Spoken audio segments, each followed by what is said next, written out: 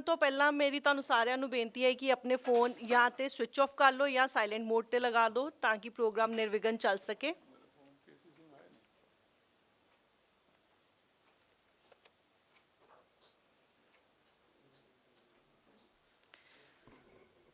ਅਸੀਂ ਕੁਝ ਹੀ ਸਮੇਂ ਵਿੱਚ ਪ੍ਰੋਗਰਾਮ ਸਟਾਰਟ ਕਰਨ ਜਾ ਰਹੇ ਹਾਂ।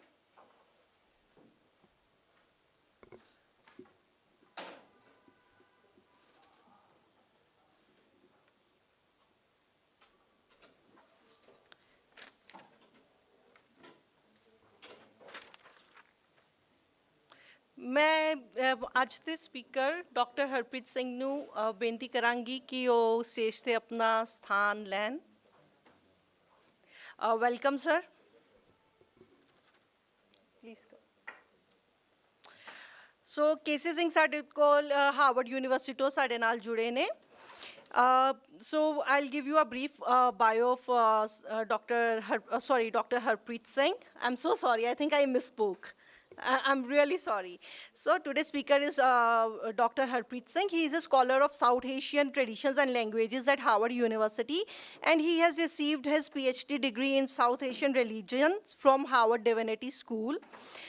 His scholarly interests range from studying the formation of religious identities in pre-modern South Asia to the nationalization of religious communities in the modern era. He works with a wide range of sources in Persian, Sanskrit, classical Punjabi, Braj Pasha, Awadhi, and Urdu.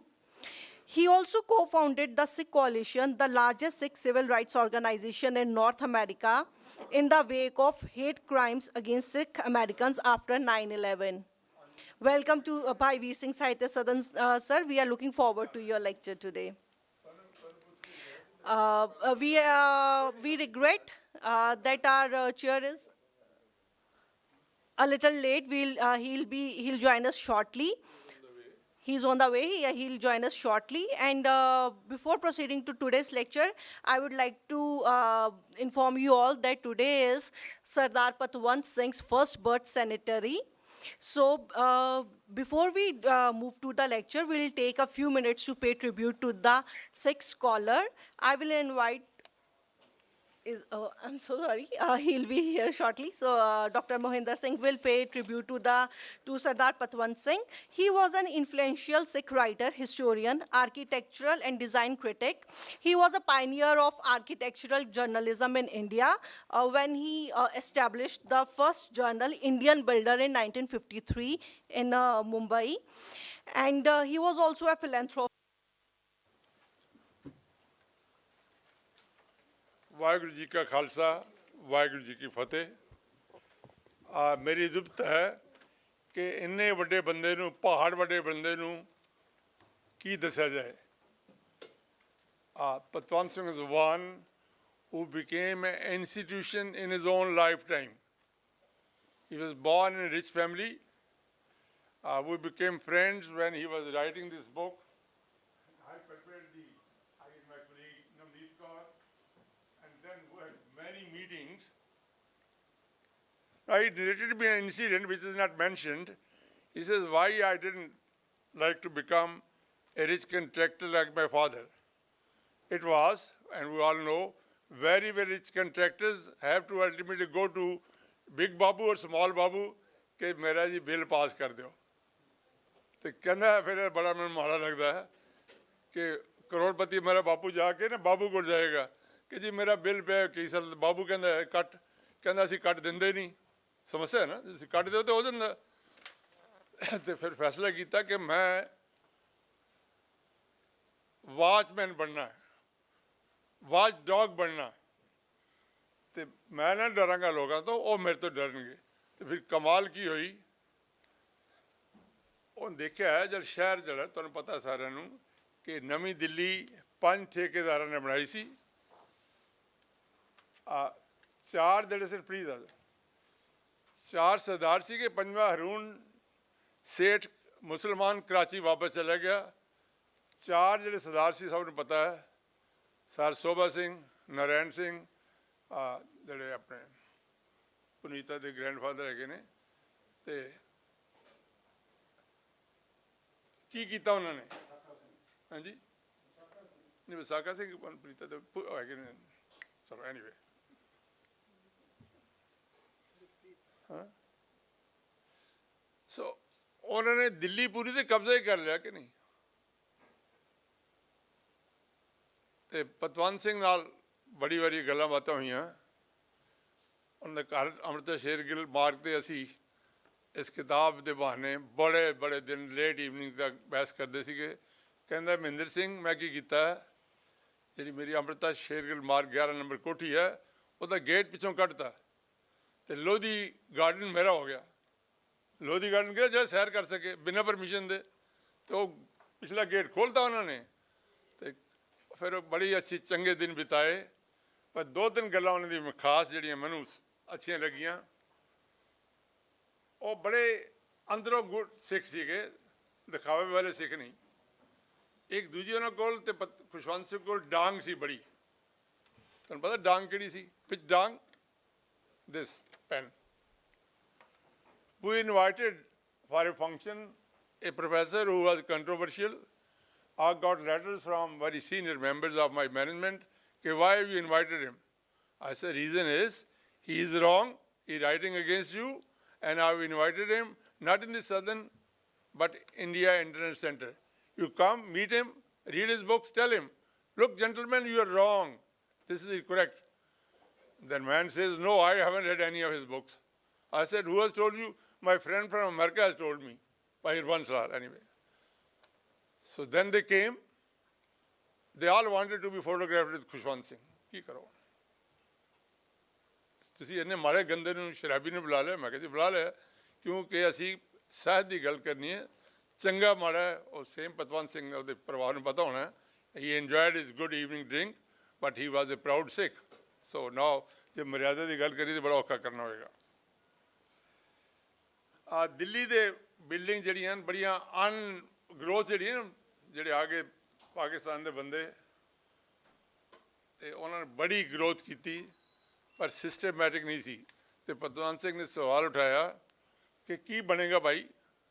ਤੇ BBC Indira Gandhi ਕਹਿੰਦੀ ਕੀ ਕਰੀਏ? ਕਹਿੰਦੀ urban arts commission ਬਣਾਈਏ। ਉਹ ਕਹਿੰਦਾ ਠੀਕ ਹੈ ਬਣਾਈਏ। It's a record, you can check it if I'm wrong, I'll apologize. She appointed Urban Arts Commission and made Patwant Singh as chairman. He went to her, he says, who told you? Who has given you permission to make me the chairman? Normally, you know, we should be very happy. Well, I've become the chairman of Urban Art Study Building, Naxar, pata hai, ਇਹ ਨਕਸ਼ਾ ਨਹੀਂ ਪਾਸ sanction plan ਨਹੀਂ ਸੀ ਹੋ ਰਿਹਾ ਕਿਉਂਕਿ ਇੱਥੇ art ਦਾ ਬੀਜ ਨਹੀਂ ਸੀ ਇਹਨਾਂ ਨੇ ਜਿਹੜਾ ਬਣਾ ਕੇ ਬਾਹਰ ਲਾਇਆ। ਸੋ ਇਹ ਸੀਗੀ। ਉਹ ਕਹਿੰਦੇ ਭਾਈ ਬੀਬੀ ਗੱਲ ਸੁਣ, if I'm the chairman I will not be able to criticize. ਇਹੀ ਹੁੰਦਾ ਜਿਹੜਾ ਬੰਦਾ ਤੰਗ ਕਰਦਾ ਨਾ ਮੋਨੀਟਰ, ਜਿਹੜਾ ਬੱਚਾ ਕਲਾਸ ਤੰਗ ਕਰਦਾ ਅਸੀਂ ਉਹ ਮੋਨੀਟਰ ਬਣਾ ਦਿੰਦੇ ਹਾਂ ਅਤੇ ਮੋਨੀਟਰ ਤਾਂ ਫਸ ਗਿਆ ਵਿਚਾਰਾ ਆਪ ਜਿਹੜੀ ਖੱਪ ਬੰਦਾ ਨਾ। ਸੋ ਉਹ ਕਹਿੰਦਾ ਬੀਬੀ ਮੈਂ ਚੇਅਰਮੈਨ ਨਹੀਂ ਬਣਨਾ। ਕਿਉਂ ਨਹੀਂ ਬਣਨਾ? ਕਹਿੰਦੇ ਤੇਰੇ ਸਾਰੇ ਸ਼ਹਿਰ 'ਚ ਗੰਦੇ ਬੰਦੇ ਕੰਮ ਜਿਹੜੇ ਨਾ ਸਟੱਡੀ ਕਰਾਂਗਾ, ਰਿਪੋਰਟ ਭੇਜਾਂਗਾ ਅਤੇ ਤੁਹਾਨੂੰ ਕਰੈਕਟ ਕਰਨੀ ਪਏਗੀ ਪਲੀਜ਼। ਵੈਲਕਮ ਜੀ, ਵੈਲਕਮ।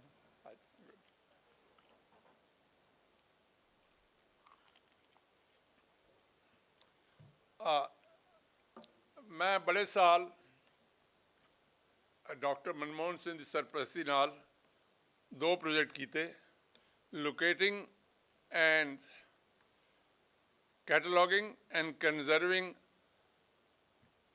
ਸਿੱਖ ਰੈਲਿਕਸ। ਬਠਿੰਡੇ ਦੇ ਕੋਈ ਪਰਿਵਾਰ ਹਨ, ਉਹਨਾਂ ਦੇ ਗੁਰੂ ਸਾਹਿਬ ਦੀਆਂ ਓਰੀਜਨਲ ਨਿਸ਼ਾਨੀਆਂ ਪਈਆਂ ਹਨ। ਸਭ ਤੋਂ ਜ਼ਿਆਦਾ ਨਿਸ਼ਾਨੀਆਂ ਕੈਪਟਨ ਅਮਰਿੰਦਰ ਦੇ ਘਰ ਪਈਆਂ ਨੇ, ਕੋਠੀ ਪਈਆਂ ਜਾਂ ਪੈਲੇਸ ਪਈਆਂ। ਠੀਕ, ਉਹ ਸਾਰੀਆਂ ਕੰਜ਼ਰਵ ਕਰਨ ਲਈ ਮੈਨੂੰ ਪਤਵੰਤ ਸਿੰਘ ਨੇ ਬੜੀ ਮਦਦ ਕੀਤੀ। ਅਤੇ ਉਸ ਤੋਂ ਬਾਅਦ ਕਹਿੰਦੇ ਮਹਿੰਦਰ ਸਿੰਘ ਤੂੰ ਬਹੁਤ ਕੰਮ ਕੀਤਾ, let us do little publicity. So he fix my lecture in INTUC. S.K. Mishra, I believe, IAS. He was the chairman. S.K. Mishra? Haji? Mishra. He was the chairman. Patwant Singh was presiding. I gave a talk. The matter went. It was very well taken. And next day, very surprisingly, I met somebody in the, where Pasin Saab sits almost every day, India International Center Library, launch. I was sharing my agony. I said, I've worked so much and there's no one to help because INTAC has appreciated. Mishra has presided over my talk, but he says I have no funds to conserve Guru Gobind Singh's turban and other relics. And next door was a, ਕੀ ਕਹੋਗੇ ਤੁਸੀਂ, ਸਾਬਤ ਸੂਰਤ ਨਹੀਂ ਸੀ ਬੰਦਾ। ਉਹ ਇੱਧਰ ਆਇਆ, ਕਹਿੰਦਾ come here, talk to me. And he was Martand Singh, chairman of Intech UK International, Kapurthala family ਦਾ, ਠੀਕ ਹੈ ਜੀ। ਅਤੇ ਮੈਂ ਥੋੜ੍ਹਾ ਹੁੰਦਾ ਨਾ ਟੀਚਰ ਕਮਲਾ ਵੀ ਦੇ ਨਾਲ ਹੁੰਦਾ, ਜਿਹੜਾ ਅਧਿਆਪਕ ਥੋੜ੍ਹਾ ਜਿਹਾ ਕਮਲਾ ਹੁੰਦਾ ਨੇ, ਕਿ ਨਹੀਂ ਹੁੰਦਾ? ਦੱਸੋ ਜੀ, ਜਿਹੜੇ ਟੀਚਰ ਰਵੇਲ ਹੈਗਾ, ਠੀਕ ਹੈ ਨਹੀਂ। ਮੈਂ ਉਹਨੂੰ ਕਿਹਾ ਜੀ ਆਪਾਂ ਮਿਲ ਲੈਂਦੇ ਸ਼ੋਭਿਤਾ ਪੁੰਜਾ ਦੇ ਕਮਰੇ 'ਚ। ਮੈਂ ਵੀ ਆਪਣੀ ਤਾਕਤ ਦਿਖਾਈ ਨਾ ਕਿ I can meet you tomorrow in Intech in the room of my friend Shobhita Punja. She was my neighbor in house class. ਤੇ ਨੈਕਸਟ ਡੇ ਹੋ ਗਿਆ, ਉਹਨੇ ਕਿਹਾ ਵੀ ਸ਼ੋਭਿਤਾ ਨੇ ਕਿਹਾ ਕਿ ਮਹਿੰਦਰ ਸਿੰਘ ਆਏਗਾ। Shobhita says, stupid fellow, what have you done? He is a very, very big man. He is boss of my boss. I said, I didn't know. So he went to Intech, Martand Singh, called Misra, or maybe went to Misra's room, rang up UK, how much funds are left? Transfer those funds immediately to Delhi. That was Martand Singh. ਹੁਣ ਅਸੀਂ ਨਾ ਬੜਾ ਇਹਨਾਂ ਦਿਨਾਂ ਮੈਂ ਚੱਕਰਾਂ ਫਸਿਆ ਹੋਇਆ ਹੈਗਾ ਕਿ ਉਹ ਮੈਂ ਸ਼ੇਅਰ ਨਹੀਂ ਕਰਨਾ ਚਾਹਾਂਗਾ ਕਿ ਜਿਹੜਾ ਬੰਦਾ ਭਾਂਡੇ ਧੋਵੇ ਨਾ, ਉਹ ਤਾਂ ਕੋਈ ਗਲਾਸ ਇੱਕ ਅੱਧਾ ਟੁੱਟ ਜਾਂਦਾ ਤਾਂ ਉਹਨੂੰ ਫਿਰ ਕੁੱਟਦਾ ਮਾਲਕ ਕਿ ਕੀ ਕੀਤਾ ਤੂੰ ਗਲਾਸ ਕਿਉਂ ਤੋੜਿਆ? ਜੇ ਨਾ ਤੋੜੇ, ਭਾਂਡੇ ਨਾ ਧੋਵੇ ਤਾਂ ਉਹਨੂੰ ਕੋਈ ਖਤਰਾ ਨਹੀਂ ਪੈਂਦਾ। ਸੋ ਅਸੀਂ ਰੈਲਿਕਸ ਜਿਹੜੇ ਗੁਰੂ ਸਾਹਿਬਾਂ ਦੇ ਬੜੇ ਮੁਸ਼ਕਿਲ ਠੀਕ ਕਰਾਏ। ਕਿਵੇਂ ਕਰਾਏ? ਇੱਕ ਹੈਗੀ ਮਾਈ ਦੇਸਾਂ, ਉਹਨਾਂ ਦਾ ਜਸਬੀਰ ਸਿੰਘ ਅਡਾਪਟਡ ਬੇਟਾ। ਮਾਈ ਦੇਸਾਂ ਕੋਲ ਗੁਰੂ ਸਾਹਿਬ ਗਏ, ਗੁਰੂ ਗੋਬਿੰਦ ਸਿੰਘ, ਉਹ ਖੇਸ ਬੁਣ ਕੇ ਰੱਖੇ ਸੀ। ਤੁਸੀਂ ਕਈ ਵਾਰੀ ਤੁਹਾਨੂੰ ਕਹਾਣੀ ਲੱਗਦੀ ਸਾਰੀ ਨਾ, ਅਤੇ ਖੇਸ ਬੁਣ ਕੇ ਰੱਖਿਆ ਸੀਗਾ, ਅਤੇ ਗੁਰੂ ਸਾਹਿਬ ਆਉਣਗੇ ਅਤੇ ਉਹਨੂੰ ਦੇਣਗੇ। ਉਹ ਕਹਿੰਦੇ ਪਗਲੀ, ਗੁਰੂ ਸਾਹਿਬ ਤੇਰੇ ਘਰ ਕਿਵੇਂ ਆਉਣਗੇ? ਅਤੇ ਗੁਰੂ ਸਾਹਿਬ ਗਏ ਅਤੇ ਖੇਸ ਦਿੱਤਾ ਉਹਨਾਂ ਨੇ। ਉਹ ਸਾਰਾ ਜਿਹੜਾ ਸਟਰਕਚਰ ਸੀ ਉਹ ਸਾਰਾ ਖਰਾਬ ਸੀਗਾ, ਅਤੇ ਉਹ ਆਮ ਰਿਵਾਜ ਹੈ ਨਾ ਪੁਰਾਣੇ ਰੈਲਿਕਸ ਹੈਰੀਟੇਜ ਨੂੰ ਢਾਹ ਕੇ ਮਾਰਬਲ ਨਾਲ ਬਣਾਉਂਦੇ, ਉਹ ਕਰਨ ਲੱਗਿਆ ਸੀ। ਮੈਂ ਉਹਨੂੰ ਦਿੱਲੀ ਬੁਲਾਇਆ, ਉਹਦੇ ਕੋਈ ਜੋੜੇ ਨੇ ਮਾਤਾ ਸਾਹਿਬ ਦੇਵਾਂ ਦੇ, ਅਤੇ ਡਾਕਟਰ ਮਨਮੋਹਨ ਸਿੰਘ ਨੂੰ ਬੇਨਤੀ ਕੀਤੀ ਕਿ ਚਾਹ ਲਈ ਬੁਲਾ ਲਓ। ਉਹ ਨੋਰਮਲੀ ਬੁਲਾਉਂਦੇ ਨਹੀਂ। ਮੈਂ ਕਿਹਾ ਜੀ ਇਹਦਾ ਮੈਨੂੰ ਫਾਇਦਾ ਹੋਏਗਾ, ਇਹਨੂੰ ਜਸਵੀਰ ਸਿੰਘ ਨੂੰ ਪਤਾ ਲੱਗ ਜਾਏਗਾ, ਪਤਾ ਲੱਗ ਜਾਏਗਾ ਕਿ ਇਹਦੀ ਜਿਹੜਾ ਚੇਅਰਮੈਨ ਹੈ ਕ੍ਰੈਡੀਬਿਲਿਟੀ ਦਾ ਬੰਦਾ, ਅਤੇ ਮੇਰੀ ਚੀਜ਼ਾਂ ਆਉਣਗੀਆਂ ਵਾਪਸ ਜਾਣਗੀਆਂ। ਨਹੀਂ ਤਾਂ ਨੋਰਮਲੀ ਹੁੰਦਾ ਨਾ ਕੋਈ ਚੀਜ਼ ਲਿਓ ਕੰਜ਼ਰਵੇਸ਼ਨ ਲਈ ਅਤੇ ਅੱਗੇ ਆਪਣੇ ਕੰਜ਼ਰਵੇਸ਼ਨ ਵੇਚ ਦਿੰਦੇ ਹੈਗੇ ਨੇ, ਸਾਊਥ ਵੀ ਵਾਲਿਆਂ ਨੂੰ ਤੋਂ ਪੈਸੇ ਪੂਸੇ ਬਣਾ ਲੈਂਦੇ। ਅਸੀਂ ਨਹੀਂ ਕੀਤਾ, ਸਾਰਾ ਕੰਜ਼ਰਵ ਕੀਤਾ। Now come back to Patwant Singh. So that was his role. Secondly, I use to stay in Rajinder Nagar. ਮੇਰੇ ਨੇਬਰ ਸੀ ਹਰਜਿੰਦਰ ਸਿੰਘ ਚਾਵਲਾ, ਜਿਹੜਾ ਮੇਰੇ ਡਿਪਟੀ ਡਾਇਰੈਕਟਰ ਸੀ, ਕੈਨੇਡਾ ਚਲੇ ਗਏ। ਉਹ ਬੱਚੇ ਦਸਵੰਧ ਕੱਢ ਕੇ ਨਾ ਕਿਤਾਬਾਂ ਦੀ ਨੁਮਾਇਸ਼ ਲਗਾਉਂਦੇ ਸੀ। ਮੈਂ ਕਿਹਾ ਕਿਉਂ? ਕਹਿੰਦੇ ਗੁਰਦੁਆਰੇ ਲੰਗਰ ਲਗਾਉਂਦੇ ਨੇ, ਉਹ ਲੰਗਰ ਤਾਂ ਫਿਰ ਨੈਕਸਟ ਹਜ਼ਮ ਹੋ ਜਾਂਦਾ ਨਾ, ਅਸੀਂ ਕਿਤਾਬਾਂ ਦਾ ਲੰਗਰ ਲਗਾਵਾਂਗੇ। ਜਿਹੜਾ ਅੱਜ ਕੱਲ੍ਹ ਪਾਰਕਿੰਗ ਹੈ ਨਾ ਬੰਗਲਾ ਸਾਹਿਬ ਦੇ ਸਾਹਿਬ, ਉੱਥੇ ਪਾਰਕ ਹੁੰਦਾ ਸੀ, ਉਹਨਾਂ ਨੇ ਸ਼ਮਿਆਨਾ ਲਗਾਇਆ ਵਿਦਾਊਟ ਕਮੇਟੀਜ਼ ਪਰਮਿਸ਼ਨ। ਉਹਨਾਂ ਨੇ ਢਾਹ ਰਾਤ ਨੂੰ ਆ ਗਿਆ ਵੀ ਨਾ ਕਿਸੇ ਲਗਾਇਆ ਹੈਗਾ। ਅਤੇ ਮੈਂ ਪਤਵੰਤ ਸਿੰਘ ਕੋਲ ਗਿਆ, ਮੈਂ ਕਿਹਾ ਭਾਈ ਸਾਹਿਬ ਤੁਹਾਡੀ ਹੈਲਪ ਚਾਹੀਦੀ ਹੈ। ਅਤੇ ਪਤਵੰਤ ਸਿੰਘ ਕਹਿੰਦੇ ਕੋਈ ਨਹੀਂ, ਮੈਂ ਆਪਣੀ ਡਾਂਗ ਲੈ ਕੇ ਜਾਣਾ। ਡਾਂਗ ਕੋਈ ਨਹੀਂ ਸੀ ਫਿਜ਼ੀਕਲੀ, ਬਟ ਬੰਦਾ ਵਾਜ਼ ਸੋ ਪਾਵਰਫੁਲ। ਇਸ ਆਓ ਆ ਕੇ ਦਿਖਾਓ, ਰਾਤ ਹੀ ਲਗਾਇਆ। ਕਹਿੰਦੇ ਆਓ ਕਮੇਟੀ ਵਾਲੇ ਆਓ, ਤੁਹਾਨੂੰ ਸਿੱਧਾ ਕਰਦਾ ਮੈਂ। They never remove that shamiana, and we all know this is become a regular feature. Guru Nanak Sahib ਦੇ ਜਨਮ ਦਿਵਸ 'ਤੇ ਬੰਗਲਾ ਸਾਹਿਬ ਸਰੋਵਰ ਦੇ ਚਾਰੇ ਪਾਸੇ ਦੇਖੇ ਹੋਣੇ ਬਹੁਤ ਸਾਰੇ ਲੋਕਾਂ ਨੇ, ਠੀਕ ਹੈ ਜੀ, ਉਹ ਕਿਤਾਬਾਂ ਦੀ ਨੁਮਾਇਸ਼ ਲਗਾਉਂਦੇ ਨੇ। ਇਹ ਸੀ ਪਤਵੰਤ ਸਿੰਘ ਦਾ role in promoting what's sort of called intellectual Sikhism, literary Sikhism. Now, 84, we all, suffered, some physically, some mentally. I was the director of Guru Nanak Foundation. Our auditorium was burnt. But then we thought, how do we resolve this? And Patwant Singh was one of the 13 members. I was also signatory. Montek Singh Ahluwalia, Gurbakh Singh, Vice Chancellor, who signed press statement condemning this violence and also condemning the wrong policies. So that was Patwant Singh. I'm told, I've seen, he has done a lot in rehabilitating the children of those unfortunate widows. And Nagsab will tell us He is still running that. That things are still being run by his.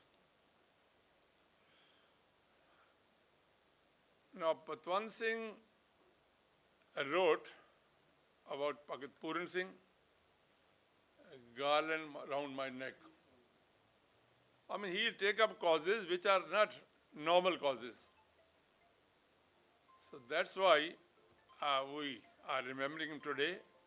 And I promise, with my Sidhu Sahab and others' permission. Welcome, sir.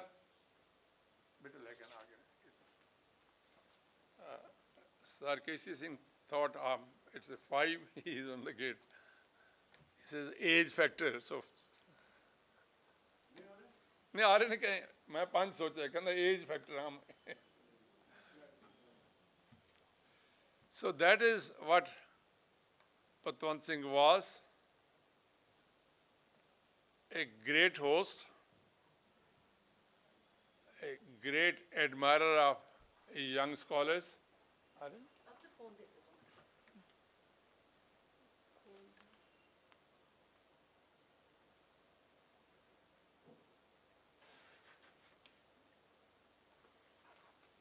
Great supporter of young people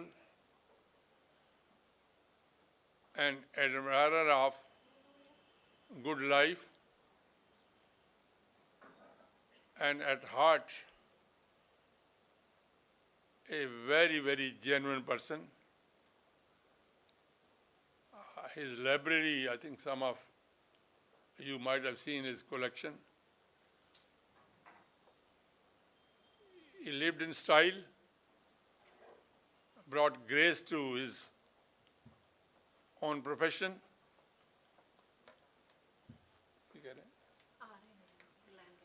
And to the community. So, if anyone else likes to join in saying a few words about Patwant Singh, we'll welcome. Otherwise, we'll start the original lecture. Anyone wants to share something about Sir Patwant Singh?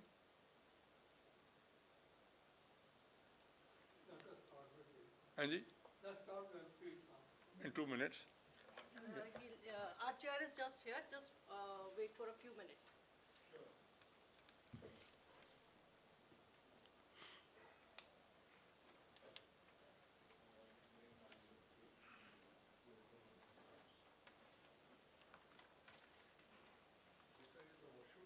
Anji. Sir, online listeners को क्या तो थोड़ी time. Friends who have joined us online, I apologize to them because this was impromptu addition to the lecture with consent of our friend Harpreet Singh and Sir K.C. Singh.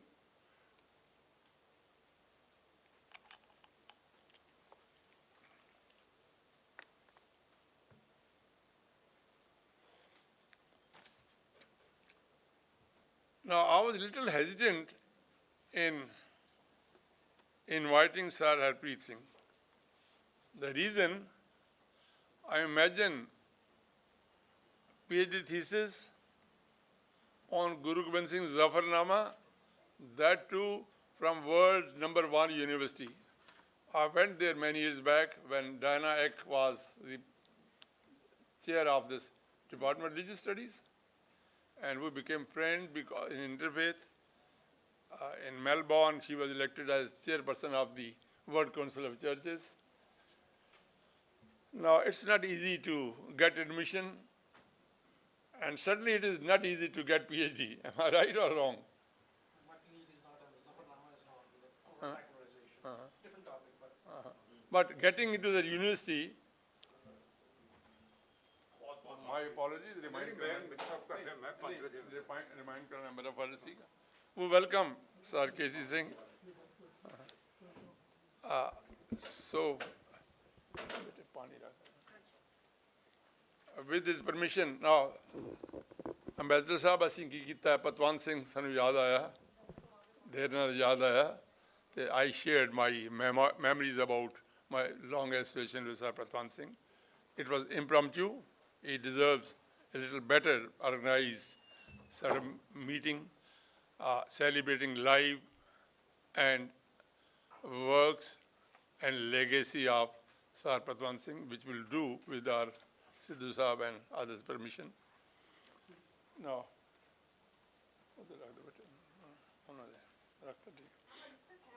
now, ਮੈਂ ਹੁਣੇ invite ਕੀਤਾ ਹੈ mister Surjit Singh Chahal ਨੇ ਉਹਨਾਂ ਦੇ ਬਹੁਤ ਨੇੜੇ ਸੀਗੇ ਪਤਵੰਤ ਸਿੰਘ ਜੀ ਦੇ ਬੇਟੇ ਦੀ ਉਮਰ ਪ੍ਰੀਤਮ ਚਾਲ ਦਾ ਬੇਟਾ ਪ੍ਰੀਤਮ ਚਾਲ ਦਾ ਬੇਟਾ ਉਹ ਆ ਰਿਹਾ ਹੁਣੇ ਉਹ would be great ਚੰਗਾ ਕੀਤਾ ਹਾਏ ਹਾਏ ਵੀ ਹੈਰਨ ਨੇ ਉਹ ਗ੍ਰੇਟ ਹੈਗਾ ਬੰਦਾ ਨਾ ਜੋ ਵੀ ਹੈ ਮੈਂ ਸੰਜੀਵ ਨੂੰ ਜਾਣਦਾ ਭੋਗ ਲੱਗਿਆ ਮਤਲਬ ਇਹਨੇ way he was his son isn't it? No that's why I'm saying picture ਆ ਰਿਹਾ Oh, would be great. Thank you. In a conference organized by Dr. Kabani, who were 3 people, he says, who are Patala boys, 2 of us, and one your friend, which I don't want to name, your friend, who was there in your book discussion. When your questions are being asked, there's somebody who was playing double game. Yeah, so. I'm accused of talking little nonsense, which I can't stop because I'm used to. Welcome, Grandpa, and then we'll start our lecture. ਪਹਿਲਾ ਔਖਾ ਸਵਾਲ ਸੀ ਕਿ ਪਤਵੰਤ ਸਿੰਘ ਨੂੰ ਕਿਵੇਂ ਯਾਦ ਕਰੀਏ ਤੇ ਕਿਵੇਂ ਮੈਂ ਕੋਸ਼ਿਸ਼ ਕੀਤੀ ਯਾਦ ਕੀਤਾ ਦੂਜਾ ਔਖਾ ਸਵਾਲ ਹੈ ਅੱਜ ਦੀ ਸਭਾ ਦੇ ਪ੍ਰਧਾਨ ਅੰਬੈਸਡਰ ਕੇ.ਸੀ. ਸਿੰਘ ਨੂੰ ਕਿਵੇਂ ਇੰਟਰੋਡਿਊਸ ਕਰਾਈਏ I think he needs no introduction, but who have read his works, I enjoyed his hospitality of his father-in-law. I didn't know General Balwant Singh. Am I right, sir? Grandfather. Grandfather-in-law. I was working in the Patala Army as a poor student. I went there. Dr. Ganesh Singh invited me. First day, lunchtime went and took my little potli and ate. Next, he said, "No, gentlemen, it's my insult. You will not bring your own lunch." So then, when you retire, you like to narrate days of glories. He narrated, as I'm getting late, sir, I'll miss the bus. He said, I'll drop you to your house. That was, put his photo in my MPhil thesis, General Balwant Singh. So K.C. Singh, we know, a distinguished diplomat, worked with the President of India, ambassador in many countries, and wrote beautiful memoirs which were discussed, and I was that day really surprised. Very ticklish questions he was asking, that man, and you wriggled out because you were honest. Because if you make a story, then you are caught, isn't it? So he spoke his mind, so we have great admiration for Ambassador K.C. Singh. Now, friend from Harvard, I said difficulty is that we have no one here who knows Persian.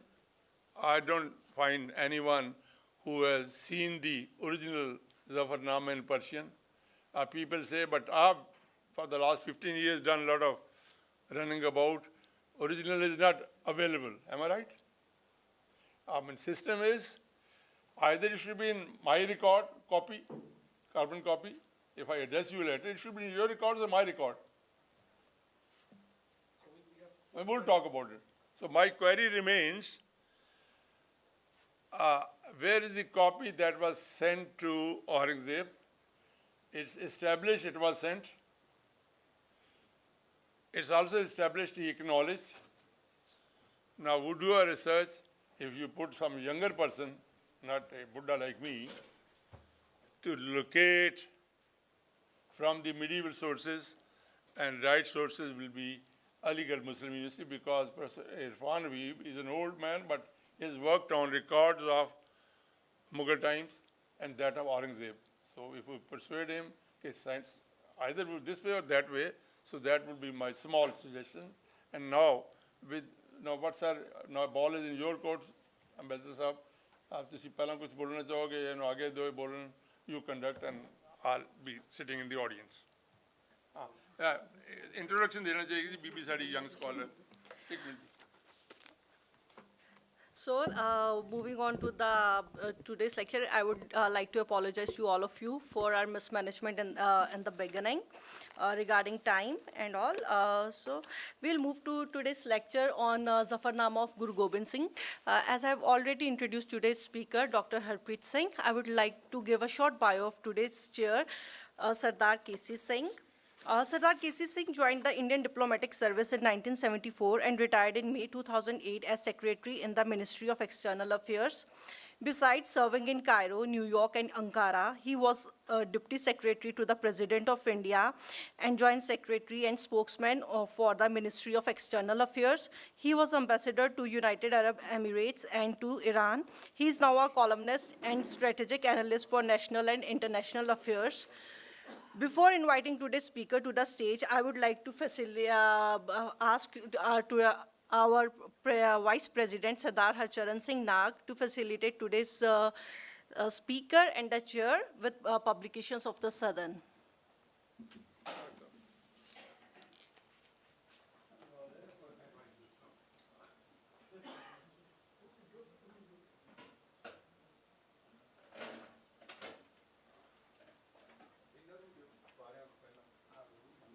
Please उधर कैमरे वाला चंगा लगेगा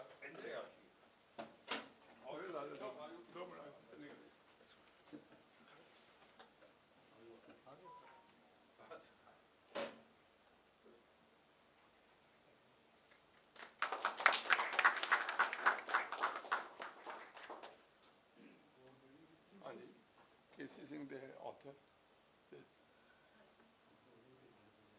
सतजीव ਨੂੰ ਭੇਜਾਂਗਾ ਸਤਜੀਵ ਨੂੰ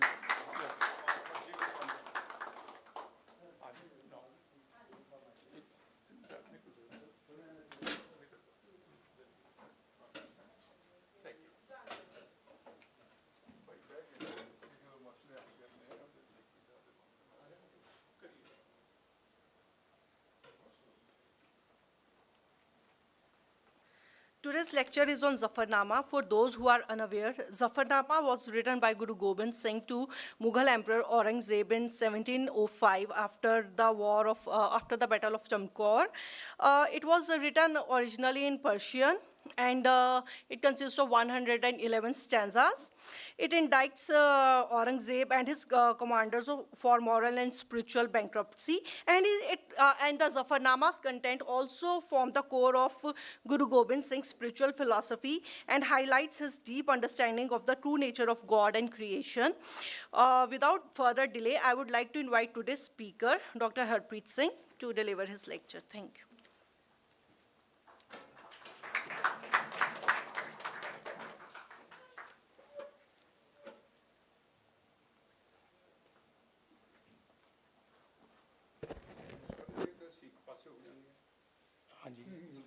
I will be, yes.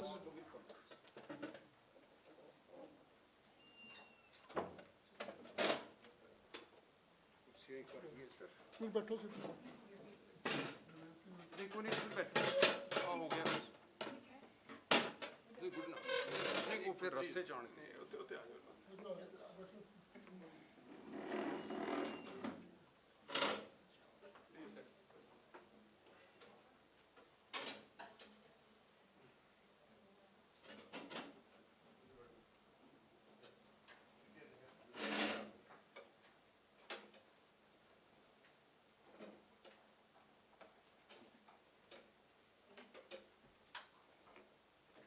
Vaheguru Ji Ka Khalsa, Vaheguru Ji Ki Fateh. I want to begin by thanking Dr. Mohinder Singh Ji and Dr. Vail Singh Ji for organizing the lecture and the Sadan for this honor. I am going to be speaking about the Zafarnama, but not just the text, but how I've been able to recreate the text. So I will begin with some historical context. There was a battle of Anandgarh, where the Mughals and the Pahadi hill chiefs, they had besieged Anandpur for several months. It was really the Pahadi Rajas who began the siege. They were unable to penetrate the fort of Anandgarh, so they invited the Mughals, and that led to negotiations with the Mughals. So you need to negotiate when militarily you're weak, so the Sikhs were quite strong and these defenses were quite strong. This led to the negotiations, and there was a Qazi who arrived with the Quran and oaths inscribed on the Quran. They wanted to give Sikhs a safe passage if they would evacuate Anandpur. With great reluctance, the Guru agreed to their terms, and as soon as they left Anandpur, these combined forces of the Pahadi Rajas and the Mughals began to follow them, and they ended up in a place called Champor di Gadi, and this Gadi essentially was a small village where there was a makeshift defense behind a wall that the Sikhs had, and they were outnumbered by a large number. We have a firm tradition, so the question was raised, was the Zafarnama ever written?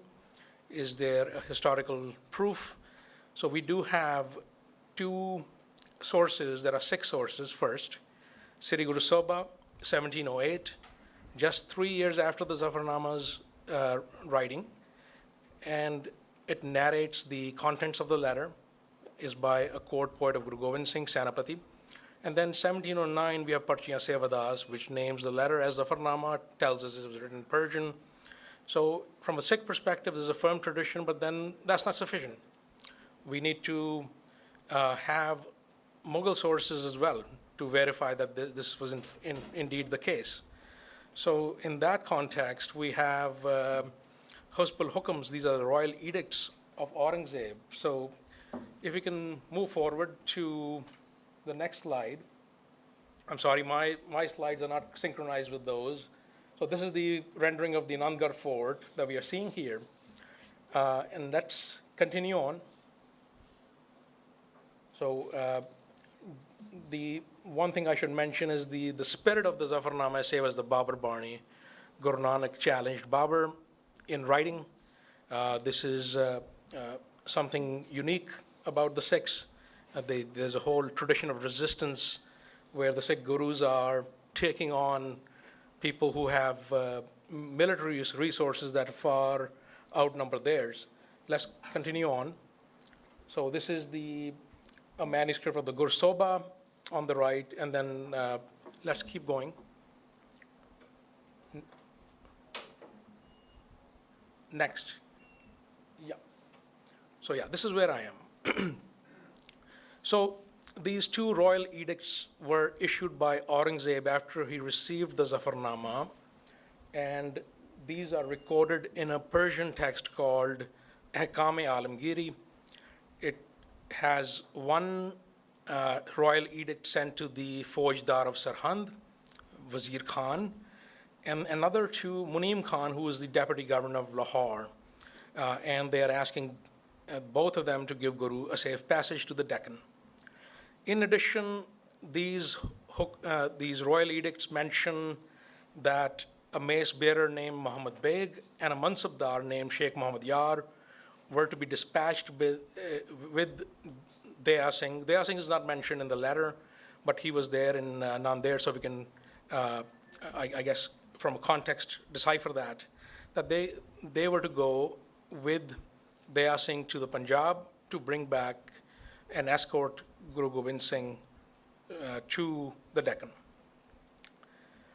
Now, there is often this claim made by Western scholars that for the Sikhs, the Zafarnama is essentially verse 22, and this is the level of the Persian they know.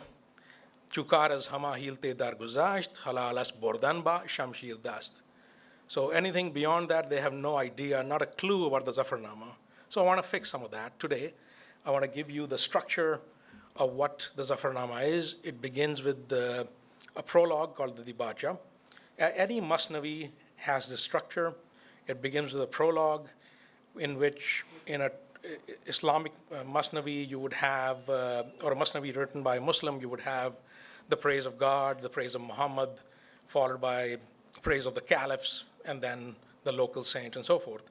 In this context, Guru Gobind Singh is praising God, and he's doing that in the first 12 verses.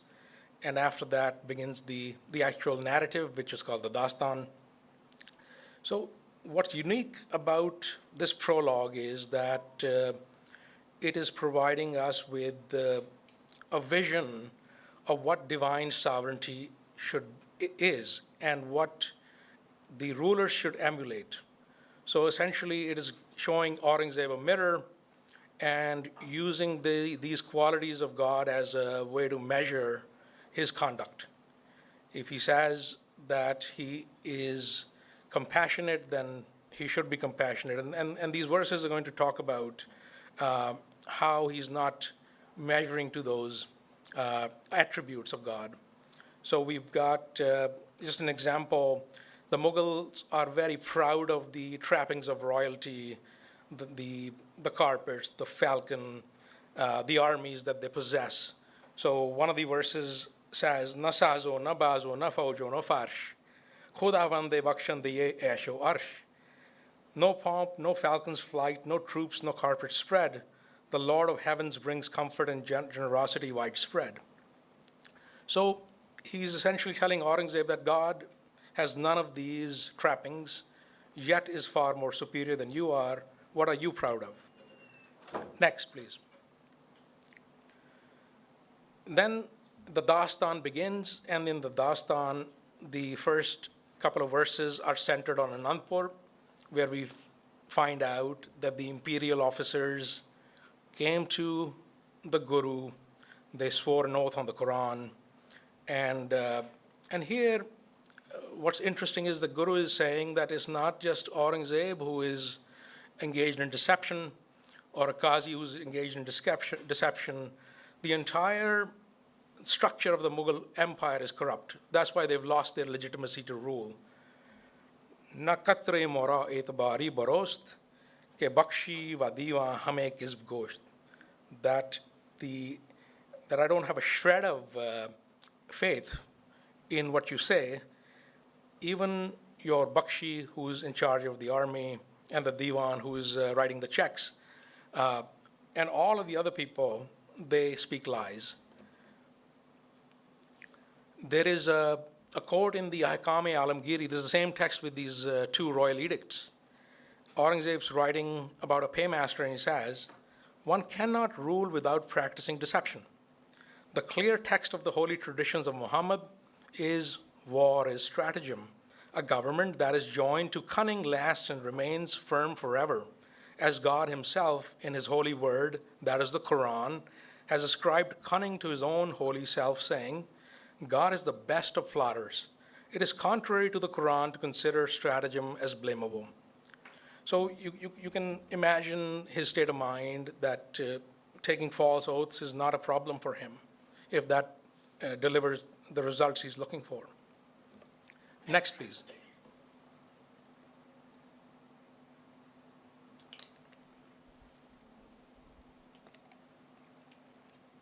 And then we have a fair number of verses that are focused on the Battle of Shamkor. And here, as I mentioned earlier, there is a fortress, and the Sikhs are using that for their defense. You have the Pahadi Raje, you have the Mughals, all essentially besieging this area. Sikhs they've been walking for several days in cold weather. This is, as you can remember, this is December.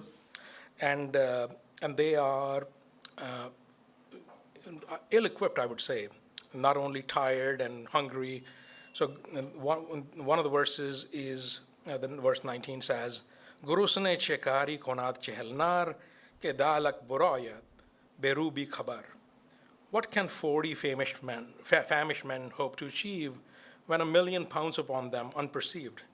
And we've seen this narrative repeat again and again in Sikh history, this being outnumbered, sawa lakh se ek ladaun, that this whole idiom is come into practice. And we find, interestingly, the Mughals are quite afraid.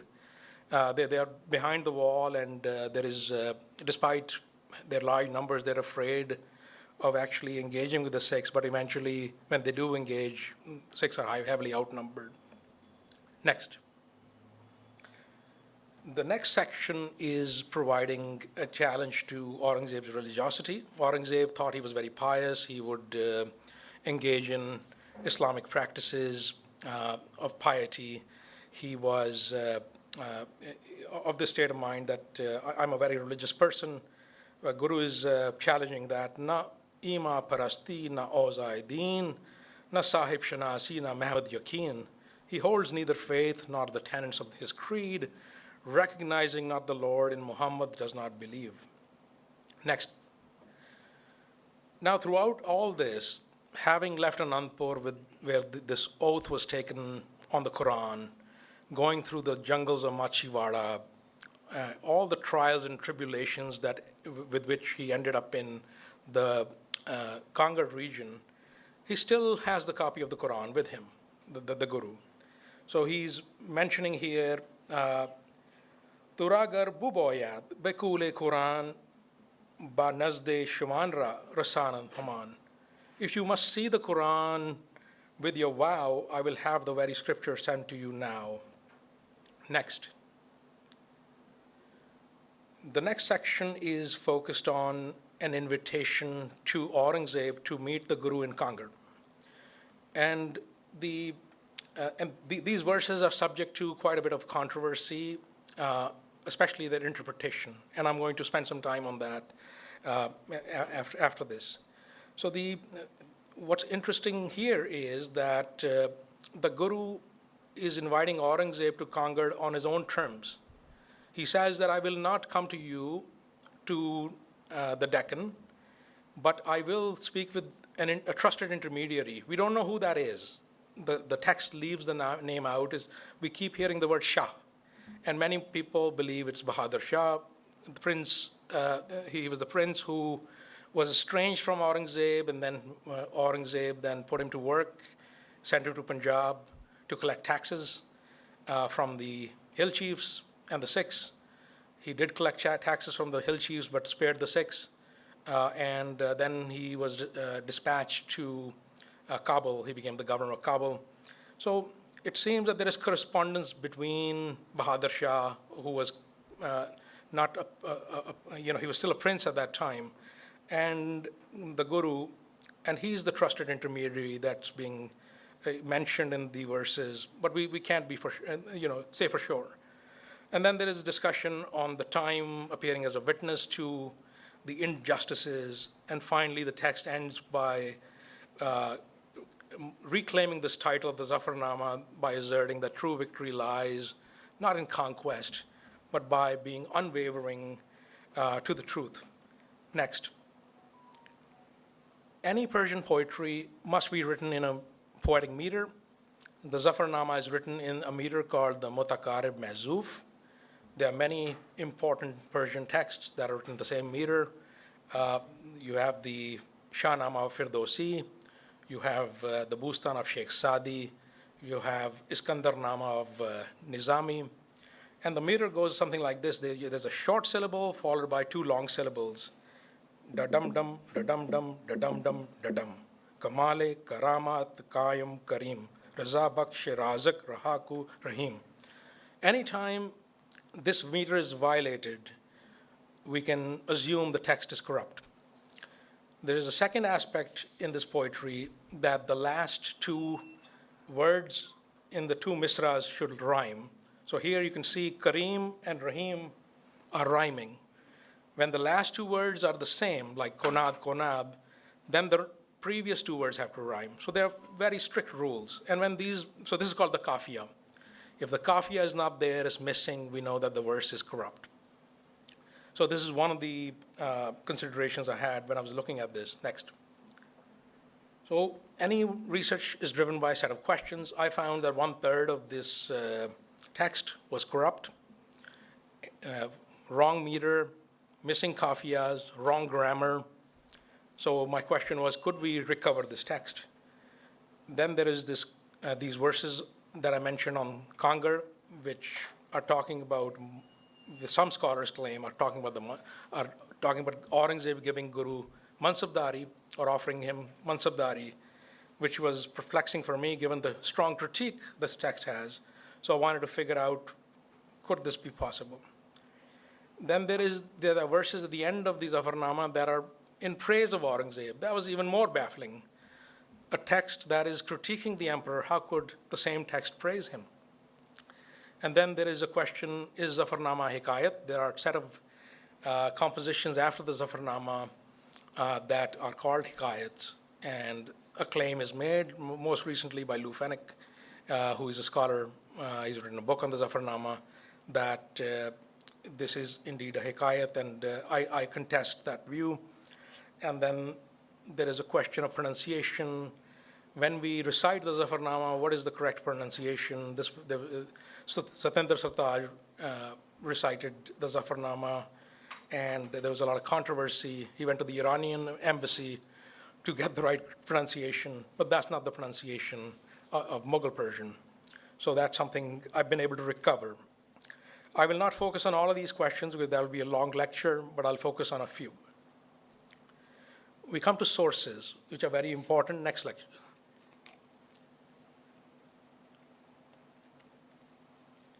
So unlike other communities, Sikhs are a textual community. We have a strong tradition of writing manuscripts. So we have the Anandpuri Bead, compiled in 1696. We have the Patna Bead, compiled in 1698. Another manuscript from PU, Punjabi University, Chandigarh, 1698. Sarab Log Granth, 1698. Bhai Mani Singh Wali Bead, located now in New Delhi with the Sethi family, 1713.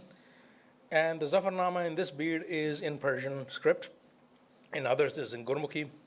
And then, as you can see, the question becomes, how can a 1696 manuscript have the Zafarnama, which was written in 1705? And the question, the explanation is that if you are a custodian of the Anandpuri bead, it's a very prized artifact for you, and you would want to include the Zafarnama if you hear that the Guru has written something new. So what the custodian would do is they would open up the binding, they would have the Zafarnama written, and then add it to the bead and have it rebound. So that's how we find it in these much older beads. And then there are other very important beads like the Jammu bead, 1765. This has the Zafarnama both in Gurmukhi and Persian script. We can see that within a decade of, or we can assume based on these dates, within a decade of the Zafarnama's writing, we have many credible manuscripts that have the text. So Dr. Saab had, Dr. Mohinder Singh had posed the question in the beginning, do we have the original? I think we are very close to the original if you look at these manuscripts. I don't think we need the original. If we could find one, it'll be great, but we have this very remarkable tradition of writing manuscripts that no other community in South Asia at that time possessed. Next, please. So this is the Anandpuri bead. You can see the Zafarnama. Next, Patna bead. Next, PUC 1190. Next, this is the Sarab Log Granth by Mani Singh Wali bead. So now here, the text was very hard to decipher. It took me 3 months to actually learn the orthography of this text. And I can, because I was dealing with about 38 manuscripts I was reading together, I was able to understand the families in which each of these belong. So here I can see that the Jammu Wali bead that we have, the scribe is starting with that, and then the scribe is actually, erasing the text. This yellow, erasing the text and then correcting it with the Anandpuri bead. So we can trace how this text is evolving with the scribe. Next, please. This is the Jammu bead, beautiful calligraphy. Next. This is Sukha Singh, 1775. Next. So this was my daily ritual. I would open up all of these manuscripts on a large computer screen, 60 inches, and then I would place them there, and then I would compare the text line by line. Next. So I would essentially transcribe the Gurmukhi into the Persian and then I would figure out what the differences are in red here. And next, this is the Gurmukhi. Next. Okay, so we come to methodology. The methodology is that the early manuscripts are to be privileged, because as you start copying from an older manuscript, you introduce errors. Human beings will make errors no matter how much they want to write correctly. Verses must have correct grammar. They must be in the correct meter. They should have kafiya. The verses should be conceptually meaningful. And then we cannot construct synthetic verses. We cannot say, let me take one word from this bead and one word from this bead because that'll make the sentence correct or the grammar correct. We cannot do that. That we have to take the entire verse. Next. So the last serious attempt, scholarly attempt to create a definitive version of the Zafarnama was by Dr. Ganda Singh in 1949. And based on my own reading of his text, he did not have access to these manuscripts. And we can verify that with the footnotes he has showing the differences. And 1/3 of those verses are not supported by manuscript evidence. Let's go to the next one. And I'm gonna prove that. This is how his text looks like. So verse 29 is talking about Nahar Khan. Nahar Khan was a military general. He was Afghan, employed in the Mughal army. He was the brother of Sher Muhammad Khan, who protested against Wazir Khan when he wanted to execute the Chote Sahibzade. And this is despite the Sikhs having killed Nahar Khan in battle. So this verse is talking about exactly that incident. Chudidam ke nahar bi amad bajang, chashidan yek tire man bidarang.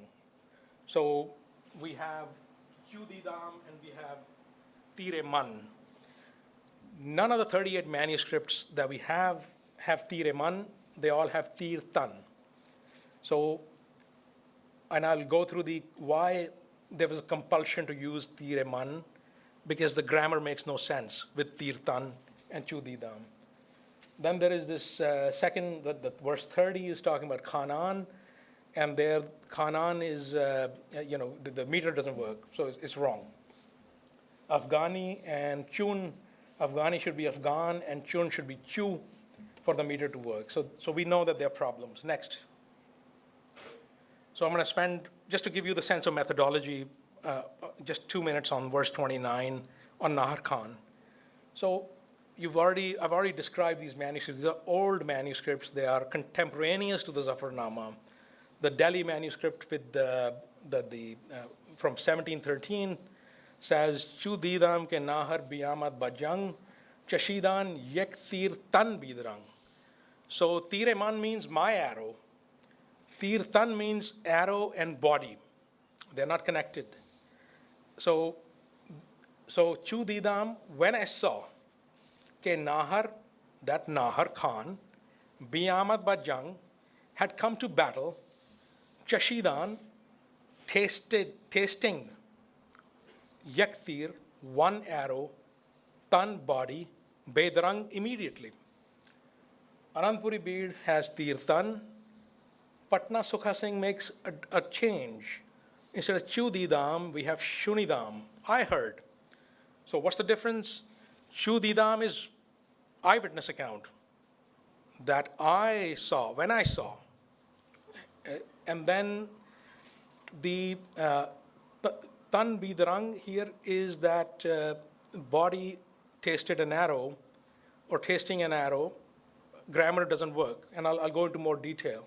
But when you have Shunidam, is reported speech. I heard that Nahar Khan came to the battle, tasting an arrow, his body tasting an arrow immediately. So the grammar is better. And then you have all these other manuscripts in Sarabro Granth, Tanti, Tirtan, Jammu, Aurangabad have Shanidam again, Tirtan.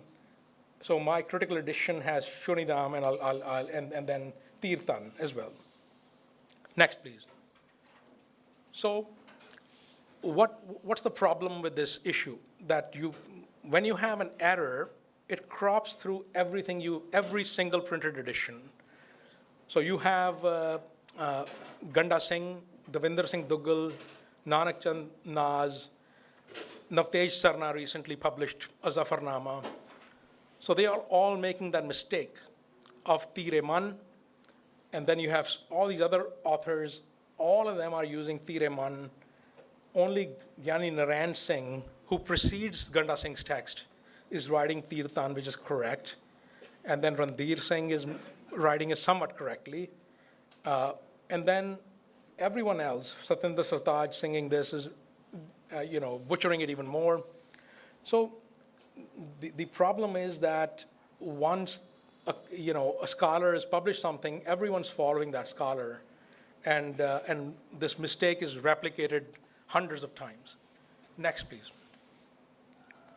So what we call this Chashidan is, so I'm going to go to the grammatical aspect now. Chashidan is to taste, to experience, and then this is something that is a gerund, which is a verb form, but it's a noun. So Chashidan is like swimming, running. It's not a verb. It's a gerund. So tasting an arrow, the body fell instantly. So tasting is an action that the speaker performs. It's describing what's happening to the body. Next. So when you have chudidam, there's a conditional clause that says, when I saw, then tasting an arrow is, problematic. It doesn't work. The grammar doesn't work. That's why we need the not chudidam, but shanidam. Next. So this becomes, I heard that Nahar came to the battle and the body tasted an arrow without delay. So that is something that works. The meter works, the grammar works, it's supported by manuscript evidence. Next. So the final verse I've already described. Let's go, keep going. Next.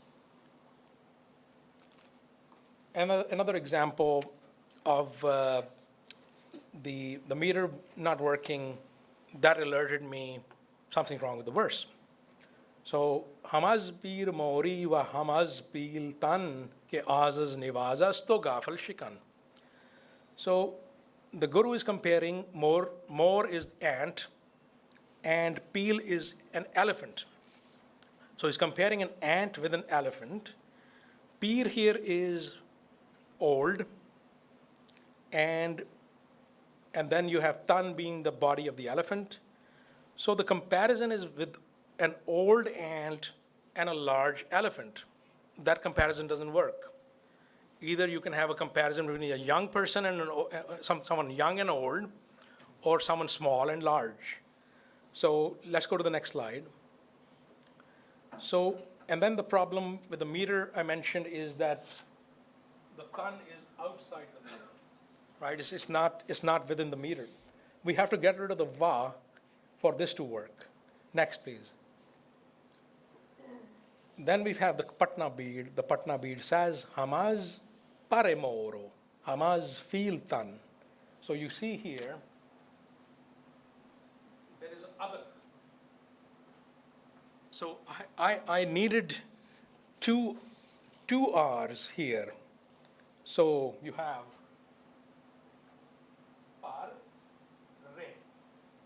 So you need two R's for this to work. And the Patna bead is giving us the adak to double that consonant. So Hamaz pir moro, Hamaz feel tan. So par essentially is the wing of the ant, which is very tiny, and as feel tan, the large elephant. So now the comparison is correct, and the meter also works. So this is another. So let's keep going. So from the ant's tiny wing to the elephant's great span, the divine lifts the downtrodden and humbles the arrogant man. Keep going. Now this is an example of a wrong grammar, subject and verb disagreement. This is a famous verse 95, in which the Guru is talking about the Pahadi Rajas. Manam kushteyam kuhiyan but parast, ke u but parastand man but shikast. So the problem here is that kuhiyan are the hill dwellers is plural, and parastand is a plural verb, but he here, ke o but parastand, so the o here is singular, so that doesn't work. 100% of printed versions have this same grammatical error, including this book here. So I was looking through all of these manuscripts and I came across the Jammu Beard. Manam kushteyam kuhiyan bud parast ke an bud parastand man bud shikast. That they, not he, they. I've slain the hill chiefs, to idols they are bound. While they worship that idol, I'll break it to the ground. So the idol here is Aurangzeb. So they have a new idol now. Next. Now we come to the verses on Kangar, which are very problematic. The interpretation is very problematic in the current Zafarnama. And the problem is that these verses, according to our Sikh scholars, non-Sikh scholars, are saying that Aurangzeb is offering the Guru a mansabdari. So, and let's go to the next slide. And I'll give you a flavor of what this looks like. Ke tashrif dar kasbe kangar konad, vazan pas mulaqat baham shabad, na zarre zarin rah khatre turast, hame qawme birar hukme marast, biyata ke man khud zubani khonam, beruye shama meherbani konam, yaki asp shayiste yek hazar, biyata begiri baman indiyar. So the last verse here is an indication for these scholars that the mansabdari is being offered. There's an offer of this, a horse here. So let's go to the next slide. This is Christopher Shackle. He is a scholar at University of London at SOAS. So this is how he's translating it. And the quote is essentially telling us that this is a quote in which Aurangzeb is the speaker. So Aurangzeb is saying to the Guru, in Kangar, first you may remain, but then the two of us should meet. There is no risk for you this way. All the Berars are ruled by me. Come and let us converse direct, and let me show you favor too. Come take a horse to suit high rank, mansabdari, and rich estates besides as gifts. Next. This is a scholar, Randhir Singh. He wrote the Shabdarth Dasam Granth, massive work, very important work. His interpretation, Badshah Guru Ji nu aam sardaran zameendaran saman razi karan lai lob vich liya ਰਿਹਾ ਹੈ ਕਿ ਆਪ ਇਸ ਦੇਸ਼ ਦੱਖਣ ਵਿੱਚ ਸਾਡੇ ਪਾਸ ਪਹੁੰਚ ਜਾਓ ਤਾਂ 1000 ਸਵਾਰ ਇੱਕ ਘੋੜੀਆ ਦਾ ਮਨਸਬ ਅਹੁਦਾ ਸਾਂਭ ਲਓ ਅਰਥਾਤ 1000 ਘੋੜਸਵਾਰ ਹਮ ਰਕਾਬ ਰੱਖਣ ਦੀ ਗੁਰੂ ਜੀ ਨੂੰ ਆਗਿਆ ਹੋਵੇਗੀ.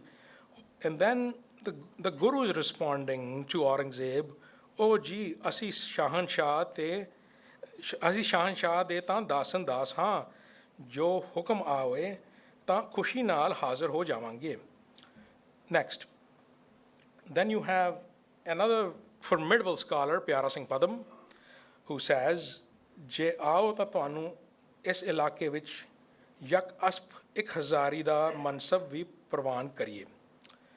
Next. Keep going. Next. Yeah. So I want to look, since that one verse is the crux of the issue, I want to look at the verse word by word. Yak is one, asp is horse, shayiste is worthy, yek hazar is 1000, biya is an imperative, means you come, ta is so that, begiri, you take, and then Baman, by my hand, in is this, and Dayar is region. There's no way to translate this as Mansabdari, what the Guru is saying, a horse that outshines 1,000 in its breed, come to me in this land and take this steed. So when royal people were to be received, you give them expensive gifts. And the guru is essentially proposing that if he comes to him, he will give him a gift. Next. The other problem is that we have a Hukamnama by Guru Gobind Singh to the Sangat of Kangar. He's addressing this to the Brar. It's dated October 1706. And in this Hukamnama, the Guru is asking Brars to do certain things, and which means they are under his command. They're not under Aurangzeb's command. Otherwise, this Hukamnama would not exist. Next. So this is my translation. If to Kangar his presence would descend, so this is now the Guru speaking, not Aurangzeb speaking.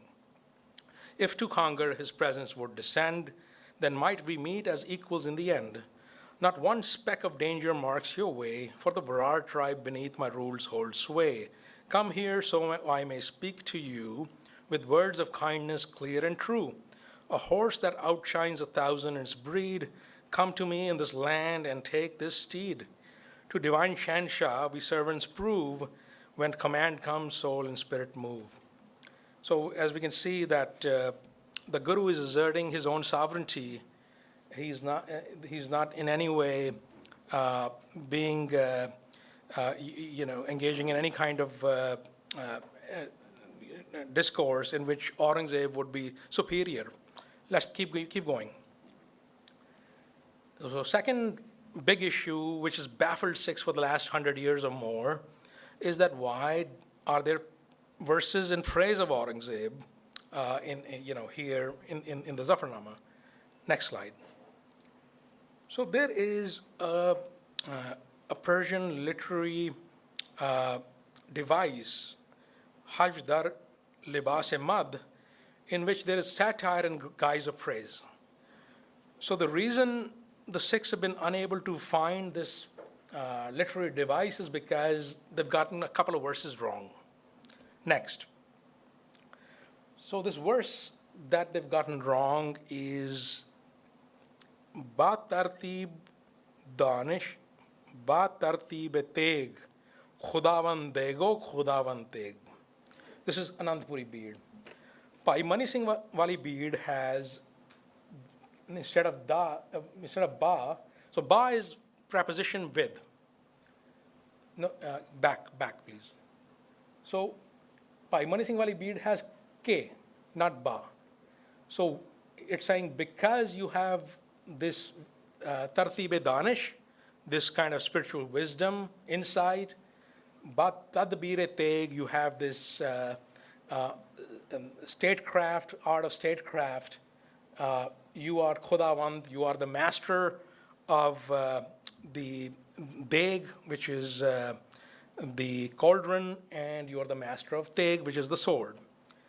So Jammu bead again has K. Bhai Veer Singh has edited the Zafarnama as well. And Bhai Veer Singh's explanation, you could see, is again ba, the preposition, with. And he says, Talwar di jugat naal te danai di vidhi naal tu kam kar raha hai, es karke tu deg te teg da malik ho raha hai. So this verse is essentially praising Aurangzeb. Next, we go to the Anandpuri bead. Is clearer now.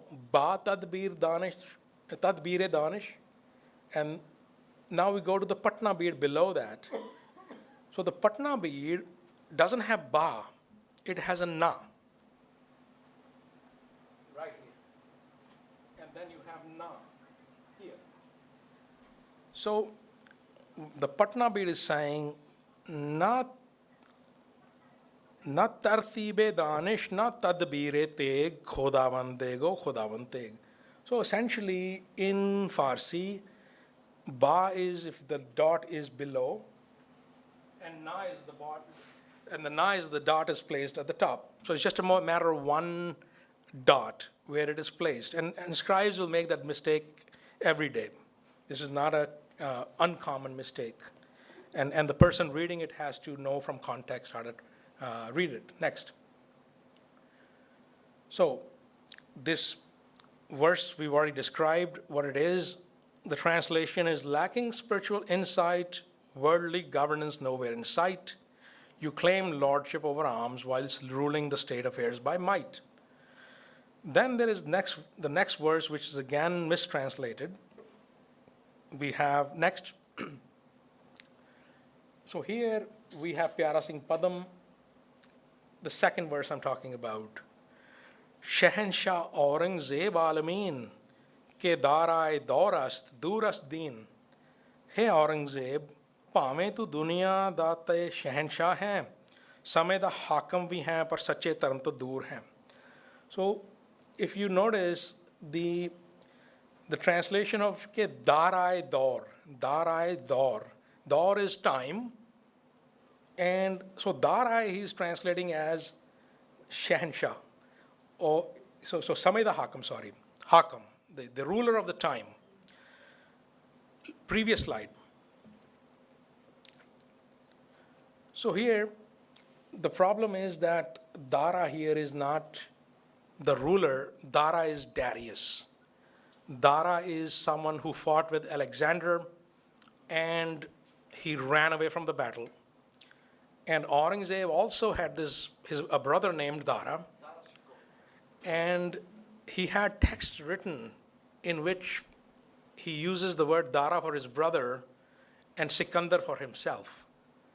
So Aurangzeb wants to believe that he's Alexander, and but the Guru is actually saying, no, Aurangzeb, you are Dara.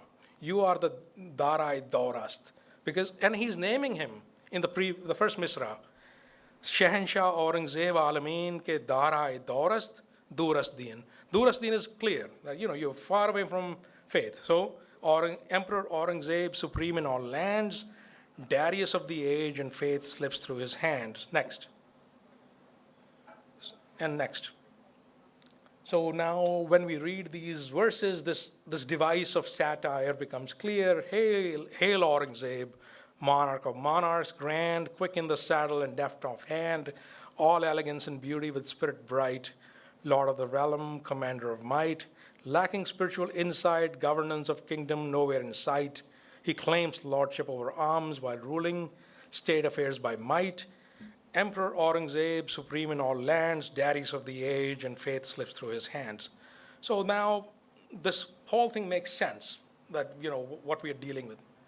Next. So I want to end with a small reflection of why Zafarnama was successful. Guru Gobind Singh's masterful command of Persian poetic tradition allows him to bend classical forms towards radical critique. The text movement between cosmic meditation and battlefield reality creates a comprehensive vision where temporal power stands always measured against eternal standards.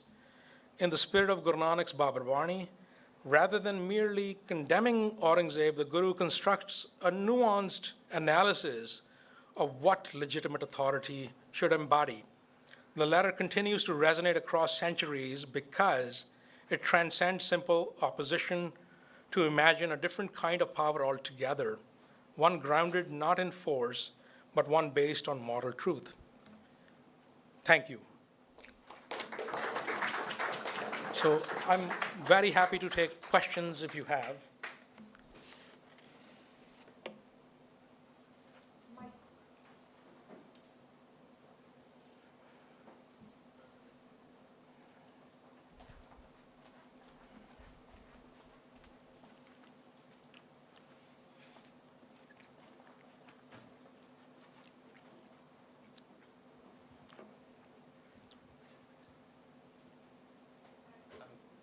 You have shown great virtue also in scrutinizing this Zafarnama, and I congratulate you on bringing some incredible insights to us. And another round of applause for him, for his phenomenal work that he has done. Thank you. I have a question regarding the couplet number 19. If you could. Gursana chehkare kunad chehel nar ki dailakh barayad baro bekhabar. While I was translating Jogi Allah Yar Khan, I embarked on a journey to read Zafarnama. And excuse my presumption, I presume there is a controversy revolving around the word dialog. Dialog. When Guru says Chahal Nar, Chahal means 40. We are ready to believe. When we say, when we read Bekhabar, they were deprived of means to fight a battle. There were no reinforcements. We are also ready to believe. But are we lacking in conviction in believing that there couldn't be 10 lakh? There couldn't be 10 lakh enemies. Yeah, no, I think Numerically superior. This one question that I have. And during my research, I found 22 names of Pahadi Raje. They are as elusive as the names of 52 Rajas. 52 Rajas released by Guru Har Gobind. So why is it so? And sir, is there any problem? I have a question for Dr. Saab also. Is there a problem with some Sikh historiography that we couldn't record, we couldn't get these names? This is my question number one, please. Then I have another point to discuss, please. Thank you. so. Yeah, I think the first one is pretty straightforward. We're not to take Dalak as literally. It's just Guru's just saying they're innumerable people. So so we don't need to take that literally. So it's a common thing. Lakho bande san. So we don't have to, which means there were a lot of people.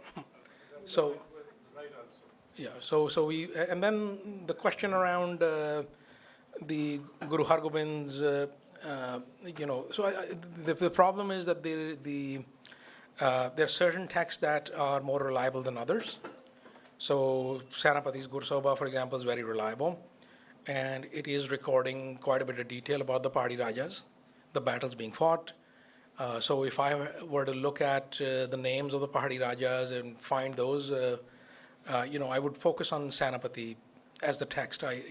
No need to go back to much recent texts, like Gurbalas Pasha Chemi, very problematic texts. So, why do we need to go and connect it to the 52 hill chiefs? We don't know if they are hill chiefs, what kind of people they were with Guru Har Gobind. There's a different era altogether. So very hard to, make those connections. May I comment on this? Can I have the mic?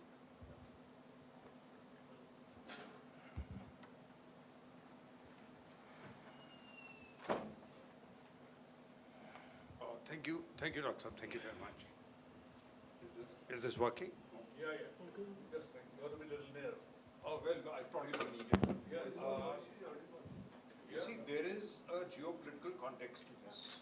When you talk of the people, after the Khalsa was created, it spread a different kind of... Excuse me, sir. Mic is very listen. So anyway, it doesn't matter, yeah. So just Online आवाज नहीं जाएगी. He's quite audible. Okay, all right. They want permanent... You see, once the Khalsa was created, it created a problem for the Hill Rajas. Because now caste system was challenged, anybody was an equal, and this was spreading a different kind of thing where their rule was getting challenged or could get challenged.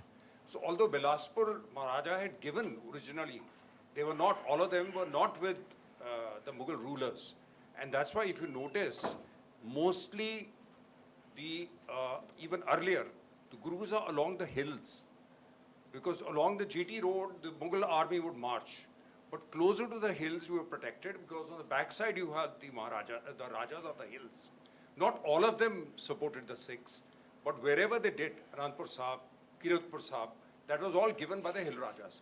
But I think after it's been commented, and I tend to agree with it, that the creation of the Khalsa created an entirely different kind of thought process which challenged the sovereignty and authority of the rulers who were basing it on a superiority, descending from a god, and so on and so forth. And I think that's where they thought that this has consequences, because of which they aligned with Sarhand. And that is the other argument which has been made, because Aurangzeb went south somewhere around, we are talking of 1706, in about 1680 or something, he had gone south. He was not in the north. North was peaceful. So I don't think he didn't have internet and so on and so forth. He didn't have a minute-to-minute understanding of what is happening between the hill Rajas and Sarhand. So the Rajas were able to bring in Wazir Khan, the governor of Sarhand, into it and say, look, he's challenging you also. And he's a problem for us, and they aligned. And I think one of the probably justifications for this letter, why Guru Sahib wanted to meet Aurangzeb was, perhaps it was realized that he's not aware of what is happening here. Otherwise, what's the point meeting him? He was guided all that, the killings and the murder, and there was no point having met him. I think he probably understood that there was a huge communication gap between Aurangzeb, who was entrenched in the south. He had not been successful, and therefore this was known. And that is why he was headed south to meet him. But there's just a correction. We were saying that he had not reached Nanded. When he got the response that Aurangzeb invited him, that is why these verses included in the Zafarnama don't make any sense. Because the response to Zafarnama can't be in the Zafarnama. Zafarnama had been taken by the two Bhai Sahib. They went there. They had trouble having access to Aurangzeb until they found somebody who got them access. No, this is not why they believe so. Yeah. The reason, what they're saying is that there's communication that precedes the letter with the oath on the Quran. So in that communication from the Qazi, so there is a verse in the Zafarnama where the Guru is saying, I've received your spoken words and I've received your written text as well. There's a verse in the Zafarnama itself. Yeah. So there is actually communication that's preceding, and they're saying this code is containing that communication. Probably, but that would have been indirectly conveyed. Yeah, yeah. No, it's Sarhand yeah. It's, based on my I reading. don't think Aurangzeb would have issued a letter, because we don't have any evidence of that. You see, Irfan Habib and Garewal Sahib, they've translated a series of things from Farsi into English. They've gone to contemporaneous text, some of which you mentioned. Yeah. So I don't think there was, unlikely that there was communication between Aurangzeb and Guru Sahib before that, because he was deep in the south for almost 20 years. That may be the case, but the thing is that the oath is coming from Aurangzeb. So are his officials lying? Are they using his name? Right? Those are the questions, open questions. Obviously, that is why for the correction, Guru Sahib wanted to meet Aurangzeb. Right. And now what is being mentioned is that when the emissaries came back, Aurangzeb, it's a gap of 5 months. Guru Sahib leaves Talwandi in October of 2006, and Aurangzeb dies in February of 2007. So by the time they came back, one thing being explained is they said he is not capable of receiving you. He was already on deathbed. He is not meeting anybody by the time they got the response back from Aurangzeb. So that's why he waited there. He didn't go further Deccan, further into this thing. By then he got the message that Aurangzeb has died. And the accession war started, where of course then he came close to the next ruler. Detail couplet number 22. It's by Sheikh Sadi. Yeah. Yeah. Sheikh Sadi's verse is slightly different. Instead of chu karaz hama, it says chu dastas hama. So, there is certain nuances to that, but it's pretty much Sheikh Sadi's verse. Yeah, Guru Sahib is quoting Sheikh Sadi. Yes. Yeah. I would like to clarify you one moment. You said a very like but not there. Can I just... 1 minute, Mike. Yeah. So give you mic. No, it's No, they're recording it, so that's fine.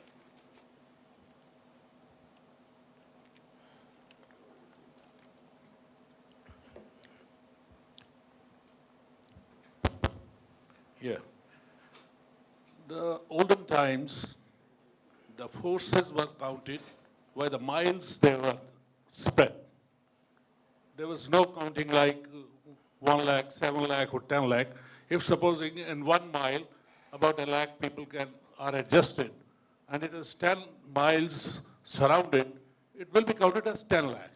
So it's not any hard and fast rule. There were 10 or 9 or 11. Basically, this should not be a question. They outnumbered Guru Sahib's Sikhs in many times. That is the main question.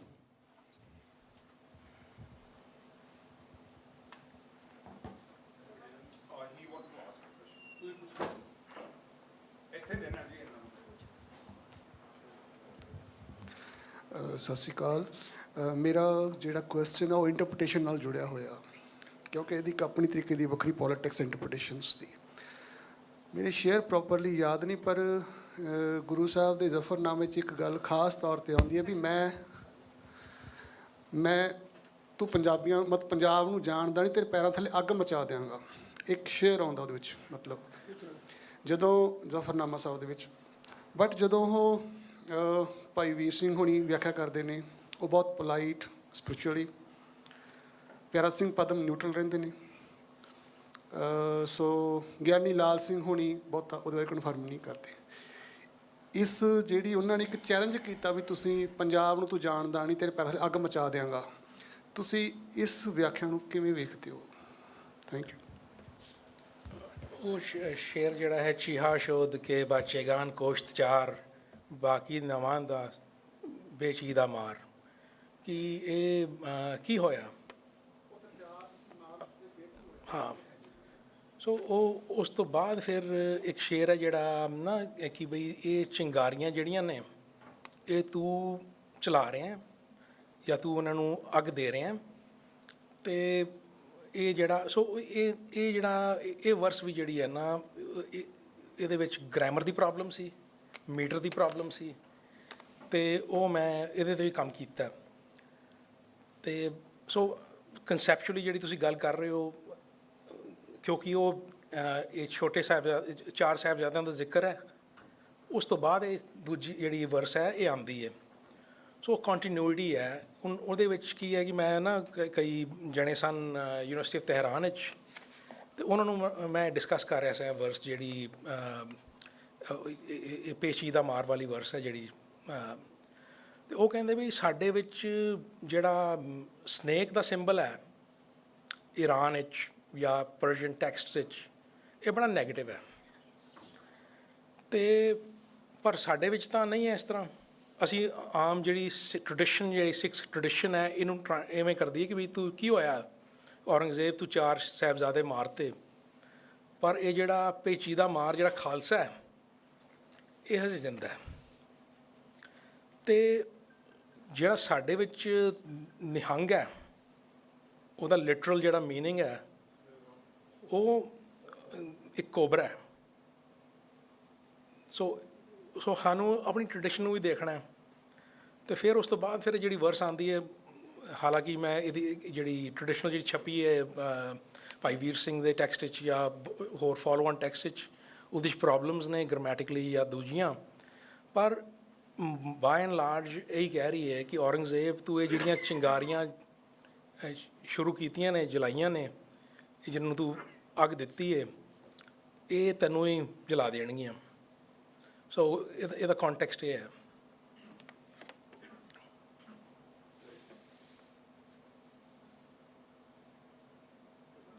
ਹਾਂਜੀ।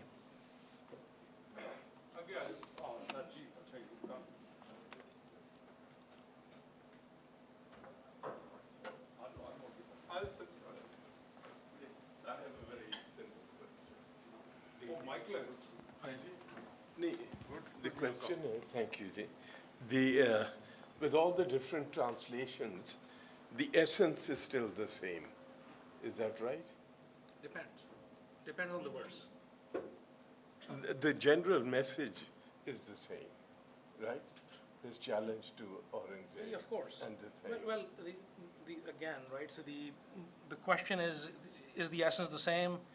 If we agree that these verses were not a critique, but they were in praise of Aurangzeb, then the essence is compromised. No, right, Right? right. So I think that's But the only...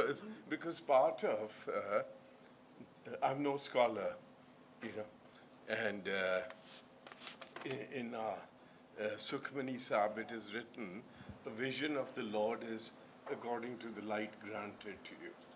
So the light granted to me is very little, to you is a lot.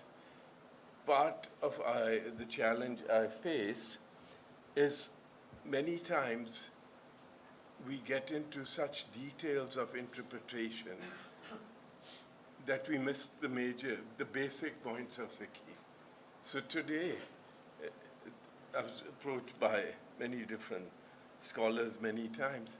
I said the basic thought of Sikhi, the basic inspiration, most people have lost, don't understand. So we have like an extreme. Half the guys don't have a clue what basic Sikhi is about. Yeah, just the basic of Japji Sahib. And that's what I request Casey also, that we have to, at one level, have our basic belief so well understood that we all are inspired by it and we go deeper. When we go so obtuse, people run away or they get so puzzled about everything. So that's just my Comment, you don't have a question? I don't have a question. No, the question was, maybe it started with a question that is the essence vastly different. No, we are So it's talking not of Zafarnama thing. Zafarnama. So why You're don't we right. stick to No, that? no. Yeah. But under Zafarnama, that's what I'd wanted to understand. And he says, in overall it is, but there are certain aspects of it that could lead you wrong. Have I understood that? Thank you. Yeah, so I mean, the challenge is that if we prize this text, that this is by Guru Gobind Singh, this is in this tradition of resistance, then doesn't it behoove us to get the 111 verses right? Right? Should we be reading the wrong text? So that's the only reason why we need to work on it.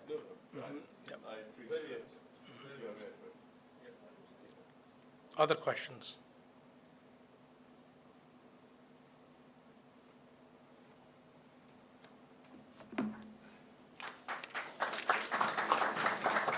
Believe me, I was mesmerized, transformed to a different word, but I felt guilty as I wrote to him in the email. We have no proper audience for a scholar of his caliber. Let us be honest. I was hoping against hopes that we have some Persian scholars, some Sikh scholars, and small groups so that we debate. Now with Satjeev, I think there is one simple argument. When I was a student of Dr. Gandhar Singh, as a young student, we were debating Katte ke Bisakh. Now I realize that was useless debate. Guru Nanak was born. Whether he was born in Katte ka Bisakh makes no difference. Am I right? Guru Nanak was born. He was not an ordinary boy, isn't it? Otherwise, ordinary people like us who make we the chali banane si inhone, to phir upar chala jana siga. So same, I think, Satjeev, your spirit, that Guru had the courage to challenge the mighty emperor, one. He suffered, normally, we criticize, but we're not willing to die in the field, no. So he remains great. And about one little comment, which I read earlier, this African saying you might have heard earlier, unless the lions have their own historians, history will always be that of the hunter. Now, tragedy with the Sikh community is, ਕੀ ਕਿਵੇਂ ਕੋ ਰਾਸਤੇ ਨਹੀਂ ਹੋ ਜਾਓਗੇ ਤੁਸੀਂ ਸੱਜੀ ਤੁਸੀਂ ਰਸਤੇ ਨਹੀਂ ਜਾਓਗੇ ਮੇਰੇ ਨਾਲ ਪਟਿਆਲਾ ਬॉय ਹੈ ਸਿਆਣੇ ਬੱਚੇ ਬਾਹਰ ਚਲੇ ਗਏ ਕਿਉਂ ਜੀ ਤੇ ਬਾਹਰ ਜਿਹੜੇ ਗਏ ਨੇ ਨਾ ਇਹਨਾਂ ਵਰਗੇ ਜਿਹੜੇ ਸਿਆਣੇ ਬੰਦੇ ਤੀਸਰੀ ਜਾਂ ਦੂਜੀ generation they are sound like Harpreet they have no financial problems ਇਹਨਾਂ ਨੇ ਐਲਨ ਮਸਕ ਕ੍ਰੀਏਟ ਮੈਨੂੰ ਪਤਾ ਜੀ ਇਹਨਾਂ ਦੇ ਪਾਪਾ ਜੀ ਦੇ ਸਰਪ੍ਰੀਤ ਚੱਲਦਾ ਜਦ ਮੈਨੂੰ ਅਸੀਂ ਕੰਪਨੀ ਦੇ ਮਿਲੇ ਸੀ ਉਦੋਂ ਸਰ ਨਹੀਂ ਤਾਂ ਹੁਣ ਇਹ ਸਾਡੀ ਦੁਬਤਾ ਪਤਾ ਕੀ ਹੈਗੀ ਕਿ ਟੈਲੈਂਟ ਹੈ ਹੁਣ ਫਿਰ ਫਜ਼ੂਲ ਮੈਂ ਗੱਲ ਕਰਾਂਗਾ ਕਿ ਜੇ ਪਹਿਲੀ ਵਾਰੀ ਨਾ ਜਦੋਂ ਗਏ ਇੱਕ ਲੱਗ ਰਿਹਾ ਜਿਹੜੀ ਪਹਿਲੀ ਵਾਰ ਗਿਆ ਇੱਕ history Marg is the first person who organized the first Sikh Studies Conference. And there, I don't name, there are two people who are critics of Hugh MacLeod. They went there, I was also there. They said, how do we finish Hugh MacLeod? I said, they're very simple. Take a sword or a pistol and finish him. There's one. Other is pick up 4 or 5 young, bright boys and girls, give them training like people like Harpreet, then they'll finish MacLeod in the market. That's a difficult job. So I think my request is, I mean, we all know Sanjeeva is sound. Should not be, excuse me, sorry, should not be discussed wonderful lecture. Yeah, we should. I'm not saying. Let's have comments on it. Please. So let us generate sort of group which discusses, and which carries on the tradition of research, and who are a small institution, who are a little hesitant because we don't have a faculty, and this is what I was insisting, I wish your lecture was arranged not here, am I right? I was very diffident. It should be arranged in a university which has a Persian department, which has a Punjabi department, which was 50 teachers and students. So the day on, debate should go on. So that is my all submission. So in any way, I mean, we are really grateful to Sir Harpreet Singh. He's a busy schedule. I believe he spoke in Guru Nanak Dev University, Amritsar also, and this Chandigarh, this Sikh study, and grateful that in spite of his busy schedule, he has come here, and we also use this occasion for an impromptu tribute to a great Sikh scholar called Patwant Singh. With these words, I like to request Dr. Ambassador K.C. Singh to give his presidential remarks, and then Sidhu Saab to say words of thanks. And I'd like to announce our next program is Sadani Inikor, How Bhai Veer Singh Sahib's Writings in Transformed My Life on Sunday, 6 April 25 at 12 noon. Thank you. Please. Thank you, Dr. Mahendra Singh ji. Thank you very much. ਪਹਿਲੀ ਗੱਲ ਤਾਂ ਇਹ ਹੈ ਪੁੱਛਣ ਵਾਲੀ ਤੁਹਾਨੂੰ ਕਿ ਇਹਨੂੰ ਤੁਸੀਂ ਪਬਲਿਸ਼ ਕਰ ਰਹੇ ਹੋ, ਕਰ ਦਿੱਤਾ ਹੈ ਜਾਂ ਕਰ ਰਹੇ ਹੋ? ਗਰਮੀਆਂ ਦੇ ਵਿੱਚ ਆਹ ਸਾਰਾ ਕੁਛ ਜਿਹੜੇ ਤੁਸੀਂ ਉਹ ਕੰਟੈਕਸਟ ਲਿਆ ਹੈਗਾ, ਦੱਸਿਆ ਟੈਸਟ ਕੀ ਹੈ, ਜਾਂ script, you C what is the integrity of the script, ਕਿਉਂਕਿ ਇੰਨਾ ਪੁਰਾਣਾ ਜੇ ਅਸੀਂ ਉਹ ਡਿਸਟਰਬ ਟਾਈਮ ਸੀਗੇ। ਗੁਰੂ ਸਾਹਿਬ ਨੇ ਜੇ ਲਿਖਿਆ ਜ਼ਫਰਨਾਮਾ, ਉਹ ਅਨੰਦਪੁਰ ਸਾਹਿਬ ਦੇ ਬਾਅਦ ਤਲਵੰਡੀ ਸਾਬੋ 'ਚ ਸੀਗੇ, ਤਲਵੰਡੀ ਸਾਬੋ ਤੋਂ ਨਿਕਲ ਕੇ ਹੌਲੀ ਹੌਲੀ ਹਰਿਆਣਾ ਰਾਜਸਥਾਨ ਦੇ ਵਿੱਚੋਂ ਸਾਊਥ ਜਾ ਰਹੇ ਸੀਗੇ। ਉਹ ਇੰਤਜ਼ਾਰ ਕਰ ਰਹੇ ਸੀ ਔਰੰਗਜ਼ੇਬ ਕੀ ਜਵਾਬ ਦਿੰਦਾ ਹੈ, ਪਰ ਉਹ ਕੰਟੈਕਸਟ ਬੜਾ ਇੰਪੋਰਟੈਂਟ ਹੈ ਕਿ ਮੇਰਾ ਨਹੀਂ ਖਿਆਲ ਜੇ ਉਹ ਮਿਲਣਾ ਚਾਹੁੰਦੇ ਸੀ ਔਰੰਗਜ਼ੇਬ ਨੂੰ ਤਾਂ ਪ੍ਰੇਜ਼ ਵੀ ਜਿਹੜੀ ਕੀਤੀ ਉਹ ਬਿਲਕੁਲ ਠੀਕ ਕਿਹਾ ਤੁਸੀਂ, ਉਹਦੇ 'ਚ ਹੋ ਸਕਦਾ ਕਿਉਂਕਿ ਇਰਾਨੀਅਨਸ ਦੇ ਵਿੱਚ ਡਿਸਿਮੂਲੇਸ਼ਨ ਬਹੁਤ ਇੰਪੋਰਟੈਂਟ ਹੈ। ਇਰਾਨ ਦੇ ਵਿੱਚ ਮੈਂ ਐਂਬੈਸਡਰ ਰਿਹਾ ਉੱਥੇ, ਉਹ ਗੱਲ ਕਰਨ ਦਾ ਜਿਹੜਾ ਤਰੀਕਾ ਹੈ ਉਹਦੇ 2 ਮਤਲਬ ਜਾਂ 3 ਮਤਲਬ ਨਿਕਲਦੇ ਹਰੇਕ ਦੇ, ਤਾਂ ਇਸ ਕਰਕੇ ਉਹ ਉਹਨਾਂ ਨੇ ਇਸਤੇਮਾਲ ਕੀਤਾ ਕਿਉਂਕਿ ਜੇ ਤੁਸੀਂ ਮਿਲਣਾ ਚਾਹੁੰਦੇ ਹੋ ਔਰੰਗਜ਼ੇਬ ਨੂੰ ਤਾਂ ਗਾਲਾਂ ਦੇ ਨਾਲ ਕਲੀਆਂ ਕੱਢ ਸਕਦੇ ਉਹਨੂੰ। ਅੱਛਾ, ਕਈ ਜਗ੍ਹਾ ਇਹ ਵੀ ਹੈ ਕਿ ਅਸੀਂ ਤਾਂ ਗੁਰੂ ਸਮਝਦੇ ਹਾਂ ਉਹਨਾਂ ਨੂੰ, ਸੋ ਉਹਨਾਂ ਦੀ ਜ਼ੁਬਾਨ ਉਹ ਮਾਂ ਭੈਣ ਦੀਆਂ ਗਾਲਾਂ ਥੋੜ੍ਹੀ ਕੱਢਣਗੇ ਚਿੱਠੀ 'ਚ। ਸਮਕਾ ਜਿਹੜਾ ਉਹਦੇ 'ਚ ਕਈ ਜਗ੍ਹਾ ਜੇ ਮੈਂ ਪੜ੍ਹਿਆ ਮੇ ਵੀ ਉਹ ਟੈਕਸਟ ਠੀਕ ਨਹੀਂ ਹੈ, ਉਹ ਕਈ ਵਰਸਿਸ 'ਤੇ ਮੈਨੂੰ ਹੈਰਾਨੀ ਹੁੰਦੀ ਹੈ ਕਿ ਗੁਰੂ ਸਾਹਿਬ ਇਹੋ ਜਿਹੇ ਸ਼ਬਦ ਕਿਉਂ ਇਸਤੇਮਾਲ ਕਰਨਗੇ। ਉਹਨਾਂ ਨੇ ਤਾਂ ਕਿਤੇ ਵੀ ਨਹੀਂ, ਤੁਸੀਂ ਔਰ ਇੱਕ ਹੋਰ ਸਕਾਲਰ ਨੇ ਕਿਹਾ ਕਿ ਉਹ ਤਾਂ ਰਾਜੇ ਦੀ ਤਰ੍ਹਾਂ ਤਾਂ ਸੀ ਨਹੀਂ, ਉਹਨਾਂ ਨੇ ਮੁਗਲ ਰਾਜ ਤਾਂ ਚੈਲੰਜ ਨਹੀਂ ਕੀਤਾ, ਜਾਂ ਤਾਂ ਆਪਣੇ ਕੁਆਇਨਸ ਬਣਾਉਣ ਲੱਗ ਜਾਂਦੇ। ਹਾਂ, ਲੋਕਾਂ ਤੋਂ ਟੈਕਸ ਵਗੈਰਾ ਉਹ ਡੋਨੇਸ਼ਨਸ ਲੈਂਦੇ ਸੀ, ਪਰ ਇਹ ਨਹੀਂ ਕਿਹਾ ਕਿ ਆਹ ਮੇਰਾ ਸੂਬਾ ਹੈ, ਇਹਦੇ ਵਿੱਚ ਮੇਰਾ ਰਾਜ ਹੈ।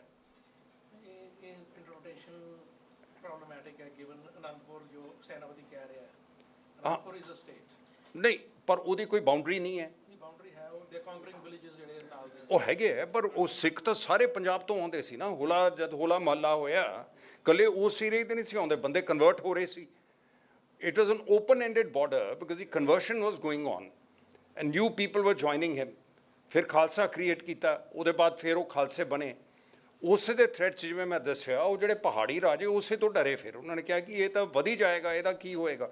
ਪਰ ਉਹਨਾਂ ਨੇ ਕੋਈ ਕੁਆਇਨ ਨਹੀਂ ਆਪਣਾ ਇਸ਼ੂ ਕੀਤਾ, ਕਰੰਸੀ ਆਪਣੀ ਕੋਈ ਨਹੀਂ ਇਸ਼ੂ ਕੀਤੀ। ਸੋ ਇਸ ਕਰਕੇ ਡੂਅਲ ਰੋਲ ਹੈ, ਜਿਵੇਂ ਪ੍ਰੋਫੈਟ ਮੁਹੰਮਦ ਦਾ ਵੀ ਇਹੀ ਸੀਗਾ ਕਿ there is a secular role and there is the spiritual role. She had a dual role in society and ਆਪਣੇ ਬਾਅਦ ਸਕਸੈਸ਼ਨ ਉਹਨਾਂ ਨੇ ਨਹੀਂ, ਉਹਨਾਂ ਨੇ ਕਿਹਾ ਕਿ ਇਹਦੇ ਬਾਅਦ ਗੁਰੂ ਮਾਨਿਆ ਗ੍ਰੰਥ। ਤੋ ਇਸ ਕਰਕੇ ਇਹ ਬਹੁਤ ਜ਼ਰੂਰੀ ਹੈ ਜਿਹੜੀ ਤੁਸੀਂ ਗੱਲ ਕਹਿ ਰਹੇ ਹੋ, ਕਿਉਂਕਿ ਕਈ ਚੀਜ਼ਾਂ, ਕਈ ਜਿਹੜੇ ਟੈਕਸਟ ਘੁੰਮਦੇ ਨੇ ਉਹਦੇ ਵਿੱਚੋਂ ਜਿਹੜੇ ਕਈ ਐਸੀਆਂ ਫਰੇਜ਼ਸ ਆਉਂਦੀਆਂ ਉਹਨੂੰ ਪੜ੍ਹ ਕੇ ਲੱਗਦਾ ਕਿ ਇਹ ਗੁਰੂ ਸਾਹਿਬ ਕਹਿ ਕੀ ਰਹੇ ਨੇ, ਇਹੋ ਜਿਹੇ ਸ਼ਬਦ ਕਿਉਂ ਇਸਤੇਮਾਲ ਕਰ ਰਹੇ ਨੇ। ਕਿਉਂਕਿ ਤੁਸੀਂ ਉਹਨਾਂ ਨੂੰ ਸਮਝਦੇ ਹੋ ਫਾਈਨਲ ਗੁਰੂ ਨੇ ਸ਼ੇਪ ਦੇ ਕੇ ਸਿੱਖ ਰਿਲੀਜਨ ਨੂੰ ਅਖੀਰ 'ਚ ਜਿਹੜਾ ਰਸਤਾ ਦਿਖਾ ਕੇ ਗਏ ਨੇ ਜਾਣ ਤੋਂ ਪਹਿਲਾਂ। ਤੋ ਇਹ ਨਹਾਇਤ ਜ਼ਰੂਰੀ ਹੈ ਜਿਹੜੇ ਤੁਸੀਂ ਕਹਿ ਰਹੇ ਹੋ, ਤਾਂ ਕਿ ਉਹ ਫਿਲਟਰ ਹੋ ਜਾਏ ਉਹਦਾ ਟੈਕਸਟ। ਉਹਦੇ 'ਚੋਂ ਜਿਹੜੇ ਇਹੀਆਂ ਜਿਹੀਆਂ ਚੀਜ਼ਾਂ ਜਿਵੇਂ ਇਹਨਾਂ ਨੇ ਦੱਸਿਆ ਅੱਗ ਲਗਾ ਦੂੰਗਾ, ਉਹ ਲੱਗਦਾ ਨਹੀਂ ਕਿ ਗੁਰੂ ਸਾਹਿਬ ਇਹੋ ਜਿਹੇ ਸ਼ਬਦ ਇਸਤੇਮਾਲ ਕਰਨਗੇ। ਤਾਂ ਉਹਦੀ ਸੈਂਕਟਿਟੀ ਬਹੁਤ ਜ਼ਰੂਰੀ ਹੈ, ਅਤੇ ਜੇ ਤੁਸੀਂ ਇਹ ਪਬਲਿਸ਼ ਕਰ ਰਹੇ ਹੋ ਬੜੀ ਚੰਗੀ ਗੱਲ ਹੈ। ਤਾਂ ਇਹ ਕਿਤਾਬ ਜਦ ਤੁਸੀਂ ਲੈ ਲਓਗੇ ਉਸ ਵੇਲੇ ਫੇਰ ਆਓ ਤੁਸੀਂ ਇੱਕ ਵਾਰ। ਬੁੱਕ ਰਿਲੀਜ਼ ਫੰਕਸ਼ਨ 'ਚ ਲੋਕ ਇਕੱਠੇ ਜ਼ਿਆਦਾ ਹੋ ਜਾਂਦੇ ਹੈ, ਕਿਉਂਕਿ ਕਿਤਾਬ ਵੀ ਹੁੰਦੀ ਹੈ, ਤੁਸੀਂ ਲਿਜਾ ਵੀ ਸਕਦੇ ਹੋ, ਉਹਦਾ ਰਿਕਾਰਡ ਵੀ ਰਹਿ ਜਾਂਦਾ ਹੈ। ਸੋ ਇੱਕ ਟੂਰ ਇੰਡੀਆ ਦਾ ਤੁਸੀਂ ਆਪਣੀ ਕਿਤਾਬ ਦੀ ਰਿਲੀਜ਼ 'ਤੇ ਲਗਾਓ। ਉਦੋਂ ਜੇ ਫੰਕਸ਼ਨ ਇੱਥੇ ਨਹੀਂ ਤਾਂ IIC ਵਗੈਰਾ 'ਚ ਪਹਿਲਾਂ ਦੱਸੋਗੇ, IIC 'ਚ ਬੁੱਕ ਕਰ ਲਾਂਗੇ ਹਾਲ, ਤਾਂ ਉੱਥੇ ਫਿਰ ਜ਼ਿਆਦਾ ਬੰਦੇ ਆ ਜਾਂਦੇ ਹੈ। ਕੁਝ ਮੀਡੀਆ ਵਾਲਿਆਂ ਨੂੰ ਬੁਲਾਓ, ਪ੍ਰੈਸ ਵਾਲਿਆਂ ਨੂੰ ਬੁਲਾਓ। ਚੰਡੀਗੜ੍ਹ 'ਚ ਵੱਡਾ ਫੰਕਸ਼ਨ ਕਰਨਾ ਹੋਵੇ, we'll organize in Chandigarh in a hotel or some big place, ਤਾਂ ਕਿ 100, 200, 300 ਬੰਦਾ ਬੁਲਾਓ ਜਿਹੜਾ ਹੋਵੇ। ਤਾਂ ਕਿਤਾਬ ਨੂੰ ਤੁਸੀਂ ਬੇਸਿਸ ਬਣਾਓ। ਇਕੱਲਾ ਲੈਕਚਰ ਜਾਂ ਸੈਮੀਨਾਰ ਬੰਦੇ ਆਮ ਆਉਂਦੇ ਨਹੀਂ ਉਸ 'ਤੇ ਸੋ ਇੱਕ ਗੱਲ ਤੁਸੀਂ ਇਹ ਕਰੋ ਜ਼ਰੂਰ। ਲੇਕਿਨ ਇਹ ਨਹਾਇਤ ਜ਼ਰੂਰੀ ਹੈ, ਕਿਉਂਕਿ ਇਸ ਵੇਲੇ ਸਿੱਖੀ ਬਹੁਤ ਜ਼ਿਆਦਾ ਅਕਾਲੀ ਦਲ ਜਿਸ ਤਰੀਕੇ ਨਾਲ ਸੁਖਬੀਰ ਬਾਦਲ ਨੇ ਖ਼ਤਮ ਕਰ ਦਿੱਤਾ ਹੈ, ਔਰ ਬੜੇ ਬੰਦਿਆਂ ਨਾਲ ਮੇਰੀ ਗੱਲ ਹੋਈ ਹੈ, ਤੁਸੀਂ ਜਾ ਕੇ ਇਹ ਕੋਈ ਕੋਰਟ ਸੈਸ਼ਨ ਜੱਜ ਹੋਵੇ ਉਹਦੇ ਅੱਗੇ ਜਾ ਕੇ ਕਹਿ ਸਕਦੇ ਚੰਗਾ ਜੱਜ ਸਾਹਿਬ ਮੈਂ ਕਰ ਲਈ, ਗਲਤੀ ਕਰ ਲਈ, ਮੈਂ ਗੱਡੀ ਮਾਰ ਲਈ, ਹੁਣ ਮਾफ़ ਕਰ ਦਿਓ। ਜਿਵੇਂ ਟਰੰਪ ਨੂੰ ਉਹਨਾਂ ਨੇ ਕਹਿਤਾ ਕਿ ਜੇਲ੍ਹ ਜਾਣ ਦੀ ਨਹੀਂ ਲੋੜ, ਠੀਕ ਹੈ ਗਲਤੀ ਕੀਤੀ ਹੈ ਠੀਕ ਹੈ। ਲੇਕਿਨ ਇਹ ਕਹਿਣਾ ਕਿ ਵੀ ਅਸੀਂ ਗੁਰਦੁਆਰਾ ਦਾ ਚੰਦਾ ਦਾ ਦੁਰਉਪਯੋਗ ਕੀਤਾ ਹੈ, ਅਸੀਂ ਉਹ ਚੰਦਾ, ਅਸੀਂ ਉਹਨੂੰ ਸਰਸੇ ਵਾਲੇ ਮਹੰਤ ਨੂੰ ਆਹ ਕੀਤਾ, ਅਤੇ ਸੁਖਬੀਰ ਦੇ ਦਿਮਾਗ 'ਚ ਕੀ ਗੱਲ ਆਈ? ਉਹਨੇ ਸਮਝਿਆ ਕਿ ਇਹਦੇ ਬਾਅਦ ਮੈਂ ਮਾफ़ੀ ਮੰਗ ਕੇ ਉਹਦੇ ਬਾਅਦ ਗੱਲਾਂ ਉਹੀ ਹੋ ਜਾਣੀਆਂ ਪੁਰਾਣੀਆਂ। ਜੇ ਤੁਸੀਂ ਇੱਕ ਪਾਰਟੀ ਤੁਹਾਡੀ ਧਰਮ ਦਾ ਇਸ ਧਰਮ 'ਤੇ ਨਿਰਭਰ ਹੈ, ਫਿਰ ਤੁਸੀਂ ਕਹੋ ਮੈਂ ਧਰਮ ਦਾ ਦੁਰਉਪਯੋਗ ਕੀਤਾ, ਫਿਰ ਕਹਿੰਦੇ ਜੀ ਮੈਂ ਪ੍ਰਧਾਨ ਤਾਂ ਮੈਂ ਹੀ ਹਾਂ ਇਸ ਪਾਰਟੀ ਦਾ। ਉਹ ਹੁਣ ਉਹਦੇ ਕੰਟਰੋਲ 'ਚੋਂ ਨਿਕਲ ਗਿਆ, ਨਾ ਤਾਂ ਉਹ ਚੱਲਦੀ ਹੈ। ਸੋ ਨੋਰਮਲੀ ਪੋਲੀਟੀਕਲ ਪਾਰਟੀਜ਼ ਦਾ 100 ਸਾਲ ਹੁੰਦਾ ਇਤਿਹਾਸ। ਨਹੀਂ, ਅਕਾਲੀ ਦਲ ਹੀ ਫਿਨਿਸ਼ ਕਰ ਗਿਆ ਨਾ ਜੀ ਉਹ ਕਿਉਂਕਿ ਬਾਦਲ ਸਾਹਿਬ ਨੇ ਹੌਲੀ ਹੌਲੀ ਕਰਕੇ ਬਾਦਲ ਦਲ ਬਣਾ ਲਿਆ ਸੀ। ਫਿਰ ਜੇ ਬਾਦਲ ਨਿਕਲ ਗਿਆ ਤਾਂ ਦਲ ਵੀ ਗਿਆ ਫਿਰ। ਸੋ ਇਸ ਕਰਕੇ ਸਿੱਖੀ ਦਾ ਜਿਹੜਾ ਚੈਲੰਜ ਆਇਆ ਹੁਣ ਅਕਾਲੀ ਦਲ ਦੇ, ਚਲੋ ਉਹ ਨਿਕਲ ਗਿਆ ਸਮਝਾ, ਪੋਲੀਟਿਕਸ ਨਹੀਂ ਹੈ, ਲੇਕਿਨ ਸਿੱਖੀ ਨੂੰ ਜਿਹੜਾ ਚੈਲੰਜ ਹੈ ਪੰਜਾਬ 'ਚ, ਅਸੀਂ 2 ਚੀਫ ਮਿਨਿਸਟਰ ਆਏ ਨੇ, ਪਹਿਲਾਂ ਚੰਨੀ ਆਇਆ ਅਤੇ ਹੁਣ ਭਗਵੰਤ ਮਾਨ। ਦੋਨਾਂ ਨੇ ਦਾੜੀ ਮੁੱਛਾਂ ਕੱਟੇ ਹੋਏ, ਸਿਰ ਦੇ ਬਾਲ ਕੱਟੇ ਹੋਏ ਹੈ। ਨਾਂ ਦੇ ਪਿੱਛੇ ਭਗਤ ਸਿੰਘ ਦੀ ਫੋਟੋ, ਇਨਕਲਾਬ ਜ਼ਿੰਦਾਬਾਦ, ਕਮਿਊਨਿਸਟਾਂ ਦੇ ਨਾਅਰੇ ਲਾਉਂਦੇ ਆ ਉਹ। ਤਾਂ ਇਸ ਕਰਕੇ ਸਿੱਖੀ ਨੇੜੇ ਤੇੜੇ ਵੀ ਨਹੀਂ ਉਹਨਾਂ ਦੇ ਕਿਸੇ ਦੇ। ਹੁਣ ਕੌਣ ਹੈ ਰੋਲ ਮਾਡਲ, ਕੌਣ ਹੋਏਗਾ ਸਿੱਖੀ ਦਾ? ਹਰੇਕ ਰਿਲੀਜਨ ਨੂੰ, ਹਰੇਕ ਚੀਜ਼ ਨੂੰ ਕੋਈ ਰੋਲ ਮਾਡਲ ਚਾਹੀਦੇ ਹੈ। ਇੱਕ ਟਾਈਮ 'ਤੇ ਆਪਣਾ ਬੇਦੀ ਵਿਚਾਰਾ ਬੋਲਰ ਹੁੰਦਾ ਸੀ, ਪਟਕਾ, ਚਲੋ ਪਟਕਾ ਪਾਉਂਦਾ ਸੀ, ਉਹ ਬੇਦੀ ਪਟਕਾ ਹੀ ਕਹਿਣ ਲੱਗ ਗਏ ਉਹਨੂੰ ਸਾਰੇ, ਲੇਕਿਨ ਦੇਖਣ ਨੂੰ ਸਿੱਖ ਲੱਗਦਾ ਸੀ ਨਾ। ਹੁਣ ਭੱਜੀ ਨੂੰ ਦੇਖ ਲਓ ਕੀ ਬਣਿਆ ਹੋਇਆ, ਕੀ ਆਪਣੀ ਸ਼ਕਲ ਬਣਾਈ ਹੈ, ਕਿੱਥੇ ਰਹਿੰਦਾ। ਸੋ ਇਸ ਕਰਕੇ ਸਿੱਖੀ ਨੂੰ ਬਹੁਤ ਜ਼ਿਆਦਾ ਚੈਲੰਜ ਹੈ ਇਸ ਵੇਲੇ ਪੰਜਾਬ ਦੇ ਵਿੱਚ। ਹਾਂਜੀ, ਉਹ ਵੀ ਹੈ, ਕਿਉਂਕਿ ਉਹ ਜਿਹੜੀ ਚੀਜ਼ ਸਿੱਖੀ ਨੂੰ ਕਰਨੀ ਚਾਹੀਦੀ, ਜੋ SGPC ਨੂੰ ਕਰਨੀ ਚਾਹੀਦੀ ਸੀ, ਜੋ ਉਹਨਾਂ ਨੇ ਸੋਚਿਆ ਸੀ ਸਕੂਲ ਚਲਾਓ, ਉਹ ਚਲਾਓ, ਹਸਪਤਾਲ ਕਦੇ ਨਹੀਂ ਇਹਨਾਂ ਨੇ ਚਲਾਏ, ਲੇਕਿਨ ਸਕੂਲ ਕਾਲਜ ਤਾਂ ਚਲਾਉਂਦੇ ਸੀ। ਉਹ ਕ੍ਰਿਸਚੈਨਿਟੀ ਇਸਤੇਮਾਲ ਉਹਦਾ ਕਰ ਰਹੀ ਹੈ। ਸੋ 6 ਦਿਨ ਤਾਂ ਮੈਨੂੰ ਯਾਦ ਹੈ, ਕੋਈ ਕਾਫੀ ਪੁਰਾਣੀ ਗੱਲ ਹੈ, ਸੁਖਬੀਰ ਬਾਦਲ ਉਦੋਂ ਗੱਲ ਕਰ ਰਿਹਾ ਸੀ ਇਸੇ ਗੱਲ 'ਤੇ, ਉਦੋਂ ਤਾਂ ਮਜ਼ਾਕ ਕਰ ਰਿਹਾ ਸੀਗਾ, ਕਹਿੰਦਾ ਜੀ ਜਿੱਥੇ ਜਾਓ ਹਾਲਾਲੂਇਆ ਕਹਿੰਦੇ। ਯਾਰ ਭਾਈ ਤੁਸੀਂ ਕੀਤਾ ਕੀ ਫਿਰ ਉਹਦਾ? SGPC ਨੂੰ ਤੁਸੀਂ ਸਰਸੇ ਦੇ ਮਹੰਤ ਨੂੰ ਮਾਫੀਆਂ ਦਵਾ ਲੀਆਂ, ਤੁਸੀਂ ਕਿਉਂ ਨਹੀਂ ਉਹ ਐਜੂਕੇਸ਼ਨ ਇੰਸਟੀਟਿਊਸ਼ਨ ਬਣਾਈਆਂ, ਹਸਪਤਾਲ ਬਣਾਓ, ਲੋਕਾਂ ਦਾ ਧਿਆਨ ਰੱਖੋ, ਉਹਨਾਂ ਨੂੰ ਬੁਲਾਓ। ਜੋ ਕ੍ਰਿਸਚੈਨਿਟੀ ਕਰ ਰਹੀ ਥੋੜ੍ਹੇ ਬਹੁਤ ਚੰਦੇ ਨਹੀਂ ਹੈ, ਸਾਰਾ ਕੁਛ ਹੈਗਾ। ਸੋ ਇਸ ਕਰਕੇ ਸਿੱਖੀ ਨੂੰ ਬਹੁਤ ਤਕੜਾ ਚੈਲੰਜ ਹੈ ਇਸ ਵੇਲੇ। ਉਹਨੂੰ ਰੋਲ ਮਾਡਲਸ, ਇੰਟਰਪ੍ਰੀਟੇਸ਼ਨ, ਕੀ ਇਹਦਾ ਅੱਜ ਦੀ ਕੰਟੈਂਪਰੇਰੀ ਸੁਸਾਇਟੀ 'ਚ ਕੀ ਰੋਲ ਹੈ, ਫਿਊਚਰ 'ਚ ਕੀ ਰੋਲ ਹੋਏਗਾ, ਇਸ ਨੂੰ ਡਾਇਰੈਕਸ਼ਨ ਦੇਣਾ ਬਹੁਤ ਜ਼ਰੂਰੀ ਹੈ। ਤੁਹਾਡਾ ਇੱਥੇ ਹੈਗਾ ਥਿੰਕ ਟੈਂਕ, ਇਹ ਵੀ ਹੈਗਾ, ਇਹਨੂੰ ਗੱਲ ਨੂੰ ਵਧਾ ਕੇ ਮੈਂ ਖ਼ਤਮ ਇੱਥੇ ਕਰਦਾ ਹੈ। ਮੈਂ ਬਲੂਮਸਬਰੀ ਵਾਲਿਆਂ ਨੂੰ, ਵੈਸੇ ਹਾਰਪਰ ਕਾਲਿੰਸ ਨਾਲ 3 ਬੁੱਕਾਂ ਦਾ ਮੇਰਾ ਹੈਗਾ ਅਰੇਂਜਮੈਂਟ, ਬਲੂਮਸਬਰੀ ਨੂੰ ਮੈਂ ਪ੍ਰਪੋਜ਼ਲ ਦਿੱਤੀ ਕਿ ਮੈਂ ਕਿਹਾ ਖਾਲਿਸਤਾਨ ਕਰੀ ਜਾਂਦੇ, ਖਾਲਿਸਤਾਨ ਨੂੰ ਹੀ ਗਾਲ ਬਣਾ ਲਿਆ। ਮੈਂ ਕਿਹਾ ਇਹ ਪਤਾ ਹਿਸਟਰੀ ਤਾਂ ਇਹਨਾਂ ਨੂੰ ਦੱਸੀਏ ਕਿ ਖਾਲਸਿਆਂ ਨੇ ਕੀਤਾ ਕੀ ਹੈ। ਅਸੀਂ ਤਾਂ ਅੰਗਰੇਜ਼ਾਂ ਦੇ ਥੱਲੇ 100 ਸਾਲ ਵੀ ਨਹੀਂ ਰਹੇ, ਬਾਕੀ ਹਿੰਦੁਸਤਾਨ ਦਾ 250 ਸਾਲ ਥੱਲੇ ਰਿਹਾ ਉਹਨਾਂ ਦੇ। ਅਸੀਂ ਤਾਂ ਆਜ਼ਾਦ ਸੀਗੇ 19ਵੀਂ ਸਦੀ ਦੇ ਮਿਡਲ ਤੱਕ। ਕਈਆਂ ਨੂੰ ਮੈਂ ਪੁੱਛਿਆ ਤੁਹਾਨੂੰ, ਮੈਂ ਕਿਹਾ ਕਿੱਥੋਂ ਆਇਆ ਵਰਡ ਖਾਲਿਸਤਾਨ, ਕਿਸੇ ਨੂੰ ਨਹੀਂ ਪਤਾ। 1940 'ਚ ਭੱਟੀ ਸਾਹਿਬ ਨੇ ਕਾਗਜ਼ ਲਿਖਿਆ। ਉਹ ਕਾਗਜ਼ ਤਾਂ ਲਿਖਿਆ ਕਿਉਂਕਿ ਜਦ ਮੁਸਲਿਮ ਲੀਗ ਨੇ ਰੈਜ਼ੋਲੂਸ਼ਨ ਪਾਸ ਕਰਤੀ ਅਸੀਂ ਮੁਸਲਮਾਨ ਦੇ ਬੇਸਿਸ ਤੇ ਪਾਕਿਸਤਾਨ ਬਣਾਉਣਾ ਹੈ, ਫਿਰ ਉਹਨਾਂ ਨੇ ਕਿਹਾ ਜੀ ਫਿਰ ਸਿੱਖ ਕਿਉਂ ਨਾ ਬਣਾਉਣ, ਜੇ ਮੁਸਲਮਾਨ ਬਣਾ ਰਹੇ ਆ ਤੇ ਫਿਰ ਅਸੀਂ ਕਿਉਂ ਨਾ ਬਣਾਈਏ। ਭੱਟੀ ਸਾਹਿਬ ਨੇ ਕਾਗਜ਼ ਲਿਖਿਆ ਸਿੱਖਿਸਤਾਨ। ਉਹਦੇ 'ਚ ਇਹ ਕਿਹਾ ਕਿ ਮਹਾਰਾਜਾ ਪਟਿਆਲਾ, ਅਮਰਿੰਦਰ ਨੂੰ ਵੀ ਨਹੀਂ ਪਤਾ ਹੋਣਾ, ਉਹਦੇ 'ਚ ਇਹ ਕਿਹਾ ਕਿ ਮਹਾਰਾਜਾ ਪਟਿਆਲਾ ਇਹਨੂੰ ਲੀਡ ਕਰੂਗਾ। 5 ਜਿਹੜੇ ਸੂਬੇ ਆ ਉਹ ਮਿਨਿਸਟਰ ਦੇਣਗੇ ਜਿਨ੍ਹਾਂ ਦੇ ਵਿੱਚ ਰਾਜੇ ਨੇ, ਜਿਹੜੇ ਰਾਜਿਆਂ ਤੋਂ ਬਾਹਰ ਨੇ ਉਹ ਆਪਣੇ ਮੈਂਬਰਸ ਦੇਣਗੇ। ਉਹਨੇ ਪ੍ਰਪੋਜ਼ਲ ਇਹ 1940 ਦੀ ਹੈ। ਸੋ ਸਿੱਖਿਸਤਾਨ ਖਾਲਸਿਆਂ ਨੇ ਥੋੜ੍ਹੀ ਉਗਾਇਆ, ਸਿੱਖਿਸਤਾਨ ਦੀ ਗੱਲ ਕਰਦੇ। ਫਿਰ ਜਿਹੜੇ ਵਾਅਦੇ ਇਹਨਾਂ ਦੇ ਨਾਲ ਹੋਏ, ਮਾਸਟਰ ਤਾਰਾ ਸਿੰਘ ਦੀ ਪੂਰੀ ਉਹ ਤੁਸੀਂ ਬਾਇਓਗ੍ਰਾਫੀ ਪੜ੍ਹੋ। 2 ਵਾਰ AICC ਸੈਸ਼ਨ 'ਤੇ ਇਹਨੇ ਜਾਣ ਨੂੰ ਇਨਕਾਰ ਕਰਤਾ, ਕਿਹਾ ਕਿ ਤੁਸੀਂ ਫਿਰ ਇਹਨਾਂ ਨੂੰ 2 ਵਾਰ ਕਮਿਟਮੈਂਟ ਉਹਨਾਂ ਨੇ AICC ਸੈਸ਼ਨ ਤੋਂ ਪਹਿਲਾਂ ਦਿੱਤੀ ਹੈ, ਅਸੀਂ ਕੋਈ ਫੈਸਲਾ ਨਹੀਂ ਕਰਾਂਗੇ ਤੁਹਾਡੀ ਕਨਕਰੈਂਸ ਦੇ ਬਗੈਰ। ਜਦ 1947 ਆ ਗਿਆ ਇਹ ਤਾਂ ਮੁਸਲਮਾਨ ਇਕੱਠੇ ਹੋ ਕੇ ਸਾਈਨ ਕਰਕੇ ਇਹਨੂੰ ਕਹਿੰਦੇ ਸਤਿ ਸ਼੍ਰੀ ਅਕਾਲ ਜੀ, ਤੁਸੀਂ ਕਰ ਲਓ ਕੀ ਕਰਨਾ। ਤਾਂ ਇਸ ਕਰਕੇ ਇਹ ਭੁੱਲੇ ਹੋਏ ਆ ਸਾਰੇ। ਉਹ ਮੈਂ ਕਿਤਾਬ ਇਸੇ ਲਈ ਲਿਖਣੀ ਹੈ। ਉਹ ਇੱਕਦਮ ਬਲੂਮਸਬਰੀ ਵਾਲੇ, ਮੈਂ ਕਿਹਾ 2 ਮਿਲੀਅਨ ਤਾਂ ਸਿੱਖ ਬਾਹਰ ਬੈਠਾ ਹੈ, ਉਹਨਾਂ ਨੂੰ ਤਾਂ ਉੱਥੇ ਬੈਠੇ ਖਾਲਿਸਤਾਨ ਬਣਾਈ ਜਾਂਦੇ। ਬਣਾ ਲਓ ਯਾਰ, ਵੈਨਕੂਵਰ 'ਚ ਬੜੀ ਚੰਗੀ ਗੱਲ ਹੈ।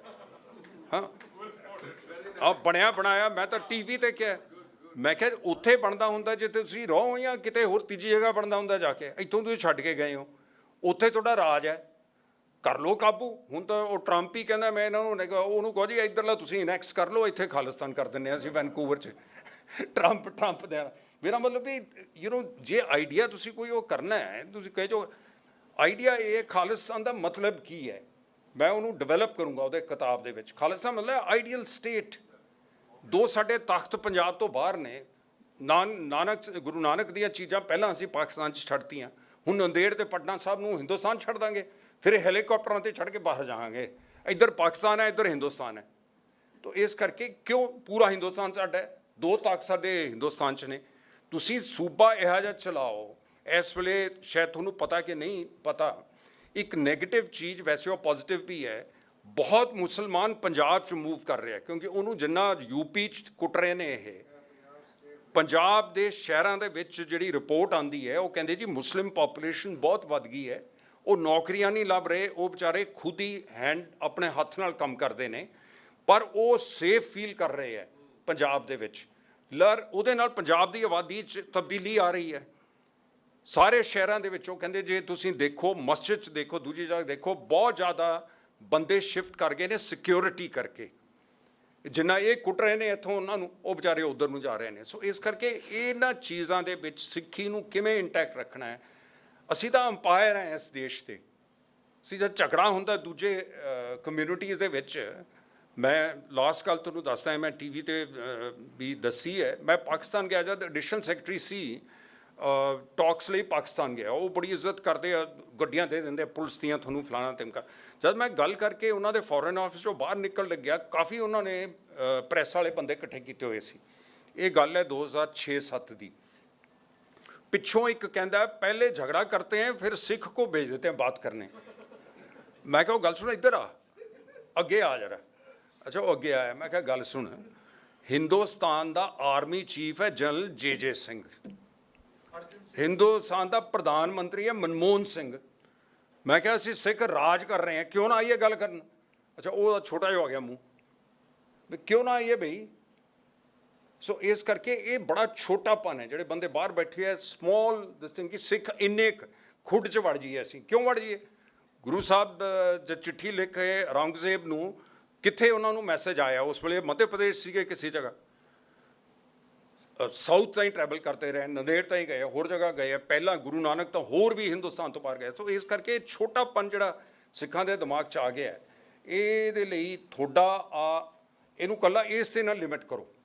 ਇਹ ਜ਼ਰੂਰੀ ਹੈ ਗੁਰੂ ਸਾਹਿਬ ਦਾ, ਕਿਉਂਕਿ ਇਹਦੇ 'ਚ ਬੜੀਆਂ ਗਲਤ ਚੀਜ਼ਾਂ, ਮਿਸਇੰਟਰਪ੍ਰੀਟੇਸ਼ਨ, ਉਹੀ ਜੇ ਅਲਫਾਜ਼ ਜਿਹੜੇ ਲੱਗਦੇ ਆ ਕਿ ਗੁਰੂ ਸਾਹਿਬ ਦੇ ਮੂੰਹ 'ਚੋਂ ਨਹੀਂ ਨਿਕਲ ਸਕਦੇ ਇਹ, ਉਹ ਕਲੈਰੀਫਿਕੇਸ਼ਨ ਨਹਾਇਤ ਜ਼ਰੂਰੀ ਹੈ ਜਿਹੜੀਆਂ ਤੁਸੀਂ ਦੇ ਰਹੇ ਹੋ। ਅਤੇ ਕਿਤਾਬ ਤੁਸੀਂ ਕਰੋ, ਤੁਹਾਨੂੰ ਵੈਲਕਮ ਕਰਾਂਗੇ ਇੱਥੇ, ਜਿੰਨੀ ਮਦਦ ਕਰ ਸਕਦੇ ਹਾਂ ਕਿਤਾਬ ਆਪਾਂ ਇੱਥੇ ਰਲ ਕੇ, ਚੰਡੀਗੜ੍ਹ ਹੋਰ ਜਗ੍ਹਾ। ਅਤੇ ਤੁਸੀਂ ਵੀ ਜਨਾਬ ਸਿਲੀਕਨ ਵੈਲੀ ਦੇ ਕਿੰਗ ਹੋ, ਜਰਾ ਇਹਨਾਂ ਦੀ ਉੱਥੇ ਵਧਾਓ ਗੱਲ। ਥੈਂਕ ਯੂ ਜੀ। ਸਾਨੂੰ ਖੁਸ਼ੀ ਹੈ ਕਿ ਸਾਡੇ ਵਿੱਚ ਸਤਜੀਵ ਚਾਹਲ ਬੈਠੇ ਹਨ।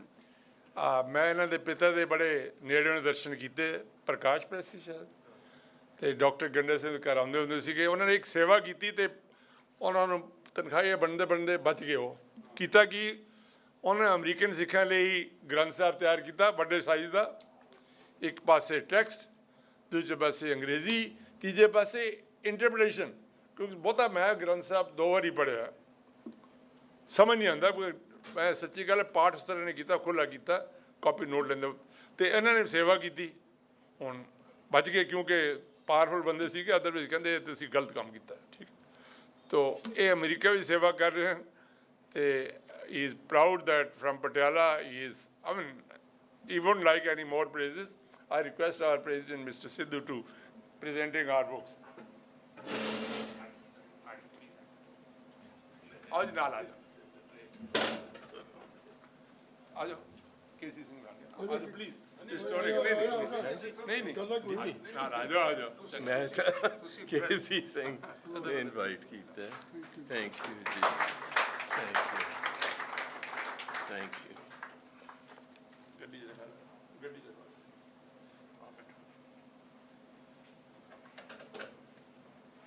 प्लीज धन्यवाद लोग, कुछ शब्द कहो।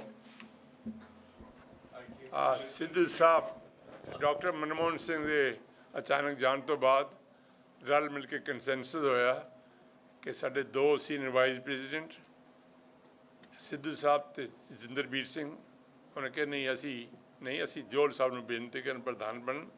ਜੋਲ ਸਾਹਿਬ ਪ੍ਰਧਾਨ ਬਣ ਗਏ ਅਤੇ ਉਹਨਾਂ ਨੇ ਇਹਨਾਂ ਨੂੰ ਡੈਲੀਗੇਟ ਕਰਤੀ ਅਥਾਰਟੀ। ਬਹੁਤ ਸਾਰੇ ਬੱਚਿਆਂ ਨੇ ਨਹੀਂ ਪਤਾ ਹੋਣਾ, ਇਸ ਪਰਿਵਾਰ ਦੀ ਬੜੀ ਦੇਣ ਹੈ। ਸਰ ਸਵਰਨ ਸਿੰਘ ਦੇ son-in-law ਨੇ, ਅਤੇ ਅਕਾਲੀ ਪਿੱਛੇ ਆਇਆ, ਉਹਨੂੰ ਪਤਾ ਨਹੀਂ ਸੀ ਕਿ this man call Pratap Singh Shankar, he was president of SGPC and father of sir Swaran Singh. Anyway, On behalf of Sri Guru Granth Sahib Resource Center and Bhai Veer Singh Sahitya Sadan, it is my pleasure to convey our special thanks to Dr. Harpreet Singh for having presented Guru Gobind Singh's Zafarnama in a very critical manner by comparing the original sources. Ultimately, what it will come out is that, as he has already said, it will come in the form of a book, and we'll be waiting for that book. And ਤੁਸੀਂ ਉਹ ਠੀਕ ਕਿਹਾ ਸੀਗਾ, ਮੈਂ history ਪੜ੍ਹਾਉਂਦਾ ਰਿਹਾ 2 ਸਾਲ IPS join ਕਰਨ ਤੋਂ ਪਹਿਲਾਂ, 64 ਬੈਚ IPS ਜੁਆਇਨ ਕੀਤੀ। ਮੇਰੀ ਨੌਲੇਜ ਸੀ, ਆਈ ਨਿਊ ਕਿ ਜ਼ਫਰਨਾਮਾ ਕੀ ਹੈ। ਔਰ ਤੁਸੀਂ ਠੀਕ ਕਹਿ ਰਹੇ ਹੋ ਕਿ ਮੈਨੂੰ 2 ਹੀ ਚੀਜ਼ਾਂ ਯਾਦ ਸੀ, ਚੂੰਕਾਰਸ ਹਮਾ ਹੀਲ ਤੇ ਦਰਗੁਜ਼ਸ਼ਤ ਹਲਾਲਸ ਬੁਰਦਮ ਸ਼ਮਸ਼ੀਰ ਦਸਤ। ਦੂਸਰੀ ਸੀ ਹਮੇ ਕੌਮ ਬਰਾੜਾ ਵਾ ਹੁਕਮੇ ਬਰਾਸਤ। ਉਹ ਇਸ ਕਰਕੇ ਕਿ ਮੇਰਾ ਜਿਹੜਾ ਪਿੰਡ ਹੈ ਨਾ, ਝਨੀਰ ਮਾਨਸਾ ਡਿਸਟ੍ਰਿਕਟ ਦੇ ਵਿੱਚ, ਕੋਈ ਬਹੁਤਾ ਦੂਰ ਨਹੀਂ ਹੈ ਤਲਵੰਡੀ ਸਾਬੋ ਤੋਂ, ਅਤੇ ਅੱਜ ਤੋਂ 70-75 ਸਾਲ ਦੀ ਗੱਲ, ਮੈਂ ਬੜਾ ਛੋਟਾ ਸੀ, ਕਿਉਂਕਿ ਜ਼ਮੀਨਾਂ ਬਹੁਤ ਹੁੰਦੀਆਂ ਸੀ ਉਸ ਵੇਲੇ, ਪਾਣੀ ਬਹੁਤਾ ਲੱਗਦਾ ਨਹੀਂ ਸੀਗਾ। ਸਾਡੇ ਘਰ ਨੇ ਕੋਈ 70-80 ਏਕੜ ਦਾ ਇੱਕ ਪੂਰਾ ਬੀੜ ਰੱਖਿਆ ਸੀਗਾ, ਜਿਹੜਾ ਕਿ ਜੰਗਲ ਸੀਗਾ। ਅਤੇ ਹੁਣ ਮੈਂ ਇਮੈਜਿਨ ਕਰ ਸਕਦਾ ਕਿ ਗੁਰੂ ਗੋਬਿੰਦ ਸਿੰਘ ਵੇਲੇ ਉਹ ਸਾਰਾ ਜੰਗਲੀ ਹੋਣਾ ਇਲਾਕਾ ਸਾਰਾ, ਔਰ ਉਹਦੇ 'ਚ ਬਹੁਤਾ ਆਸਾਨ ਨਹੀਂ ਜਾ ਕੇ ਲੱਭਣਾ ਉਸ ਵੇਲੇ। ਮੇਰੇ ਇੱਕ ਛੋਟੇ ਬਾਬਾ ਜੀ ਹੁੰਦੇ ਸੀ ਜਿਹੜੇ ਸ਼ਿਕਾਰ ਵਗੈਰਾ ਕਰਦੇ ਸੀ, ਉਹਨਾਂ ਨੇ ਉੱਥੇ ਕੁਟੀਆ ਜੀ ਪਾ ਰੱਖੀ ਸੀ, 2-3 ਕੁੱਤੇ ਰੱਖੇ ਸੀਗੇ, ਔਰ ਬਾਕੀ ਪਰਿਵਾਰ ਨੂੰ ਕੋਈ ਦੁੱਧ ਮਿਲੇ ਨਾ ਮਿਲੇ, ਉਹਨਾਂ ਵਾਸਤੇ 4 ਗਾਇਆਂ ਰੱਖੀਆਂ ਹੁੰਦੀਆਂ ਸੀ ਕੁੱਤਿਆਂ ਵਾਸਤੇ। ਅਤੇ ਬਾਕੀ ਇੰਨਾ ਕਹਿਣ ਤੋਂ ਬਾਅਦ ਹੋਰ ਬਹੁਤਾ ਨਾ ਕਹਿੰਦੇ ਹੋਏ, ਮੈਂ ਸ਼੍ਰੀ ਕੇਸੀ ਸਿੰਘ ਦਾ ਵੀ ਧੰਨਵਾਦ ਕਰਾਂਗਾ ਕਿ ਉਹਨਾਂ ਨੇ ਆਪਣੇ ਕੀਮਤੀ ਵਕਤ 'ਚੋਂ ਟਾਈਮ ਕੱਢਿਆ। ਅਤੇ ਮੈਂ ਤੁਹਾਡਾ ਸਾਰਿਆਂ ਦਾ ਵੀ ਸ਼ੁਕਰਗੁਜ਼ਾਰ ਹਾਂ ਕਿ ਤੁਸੀਂ ਇੰਨੇ ਨੰਬਰ 'ਚ ਇੱਥੇ ਆਏ ਔਰ ਸਾਡਾ ਜਿਹੜਾ ਇਹ ਫੰਕਸ਼ਨ ਹੈ ਉਸ ਨੂੰ ਸਕਸੈਸਫੁਲ ਬਣਾਇਆ। Thank you very much.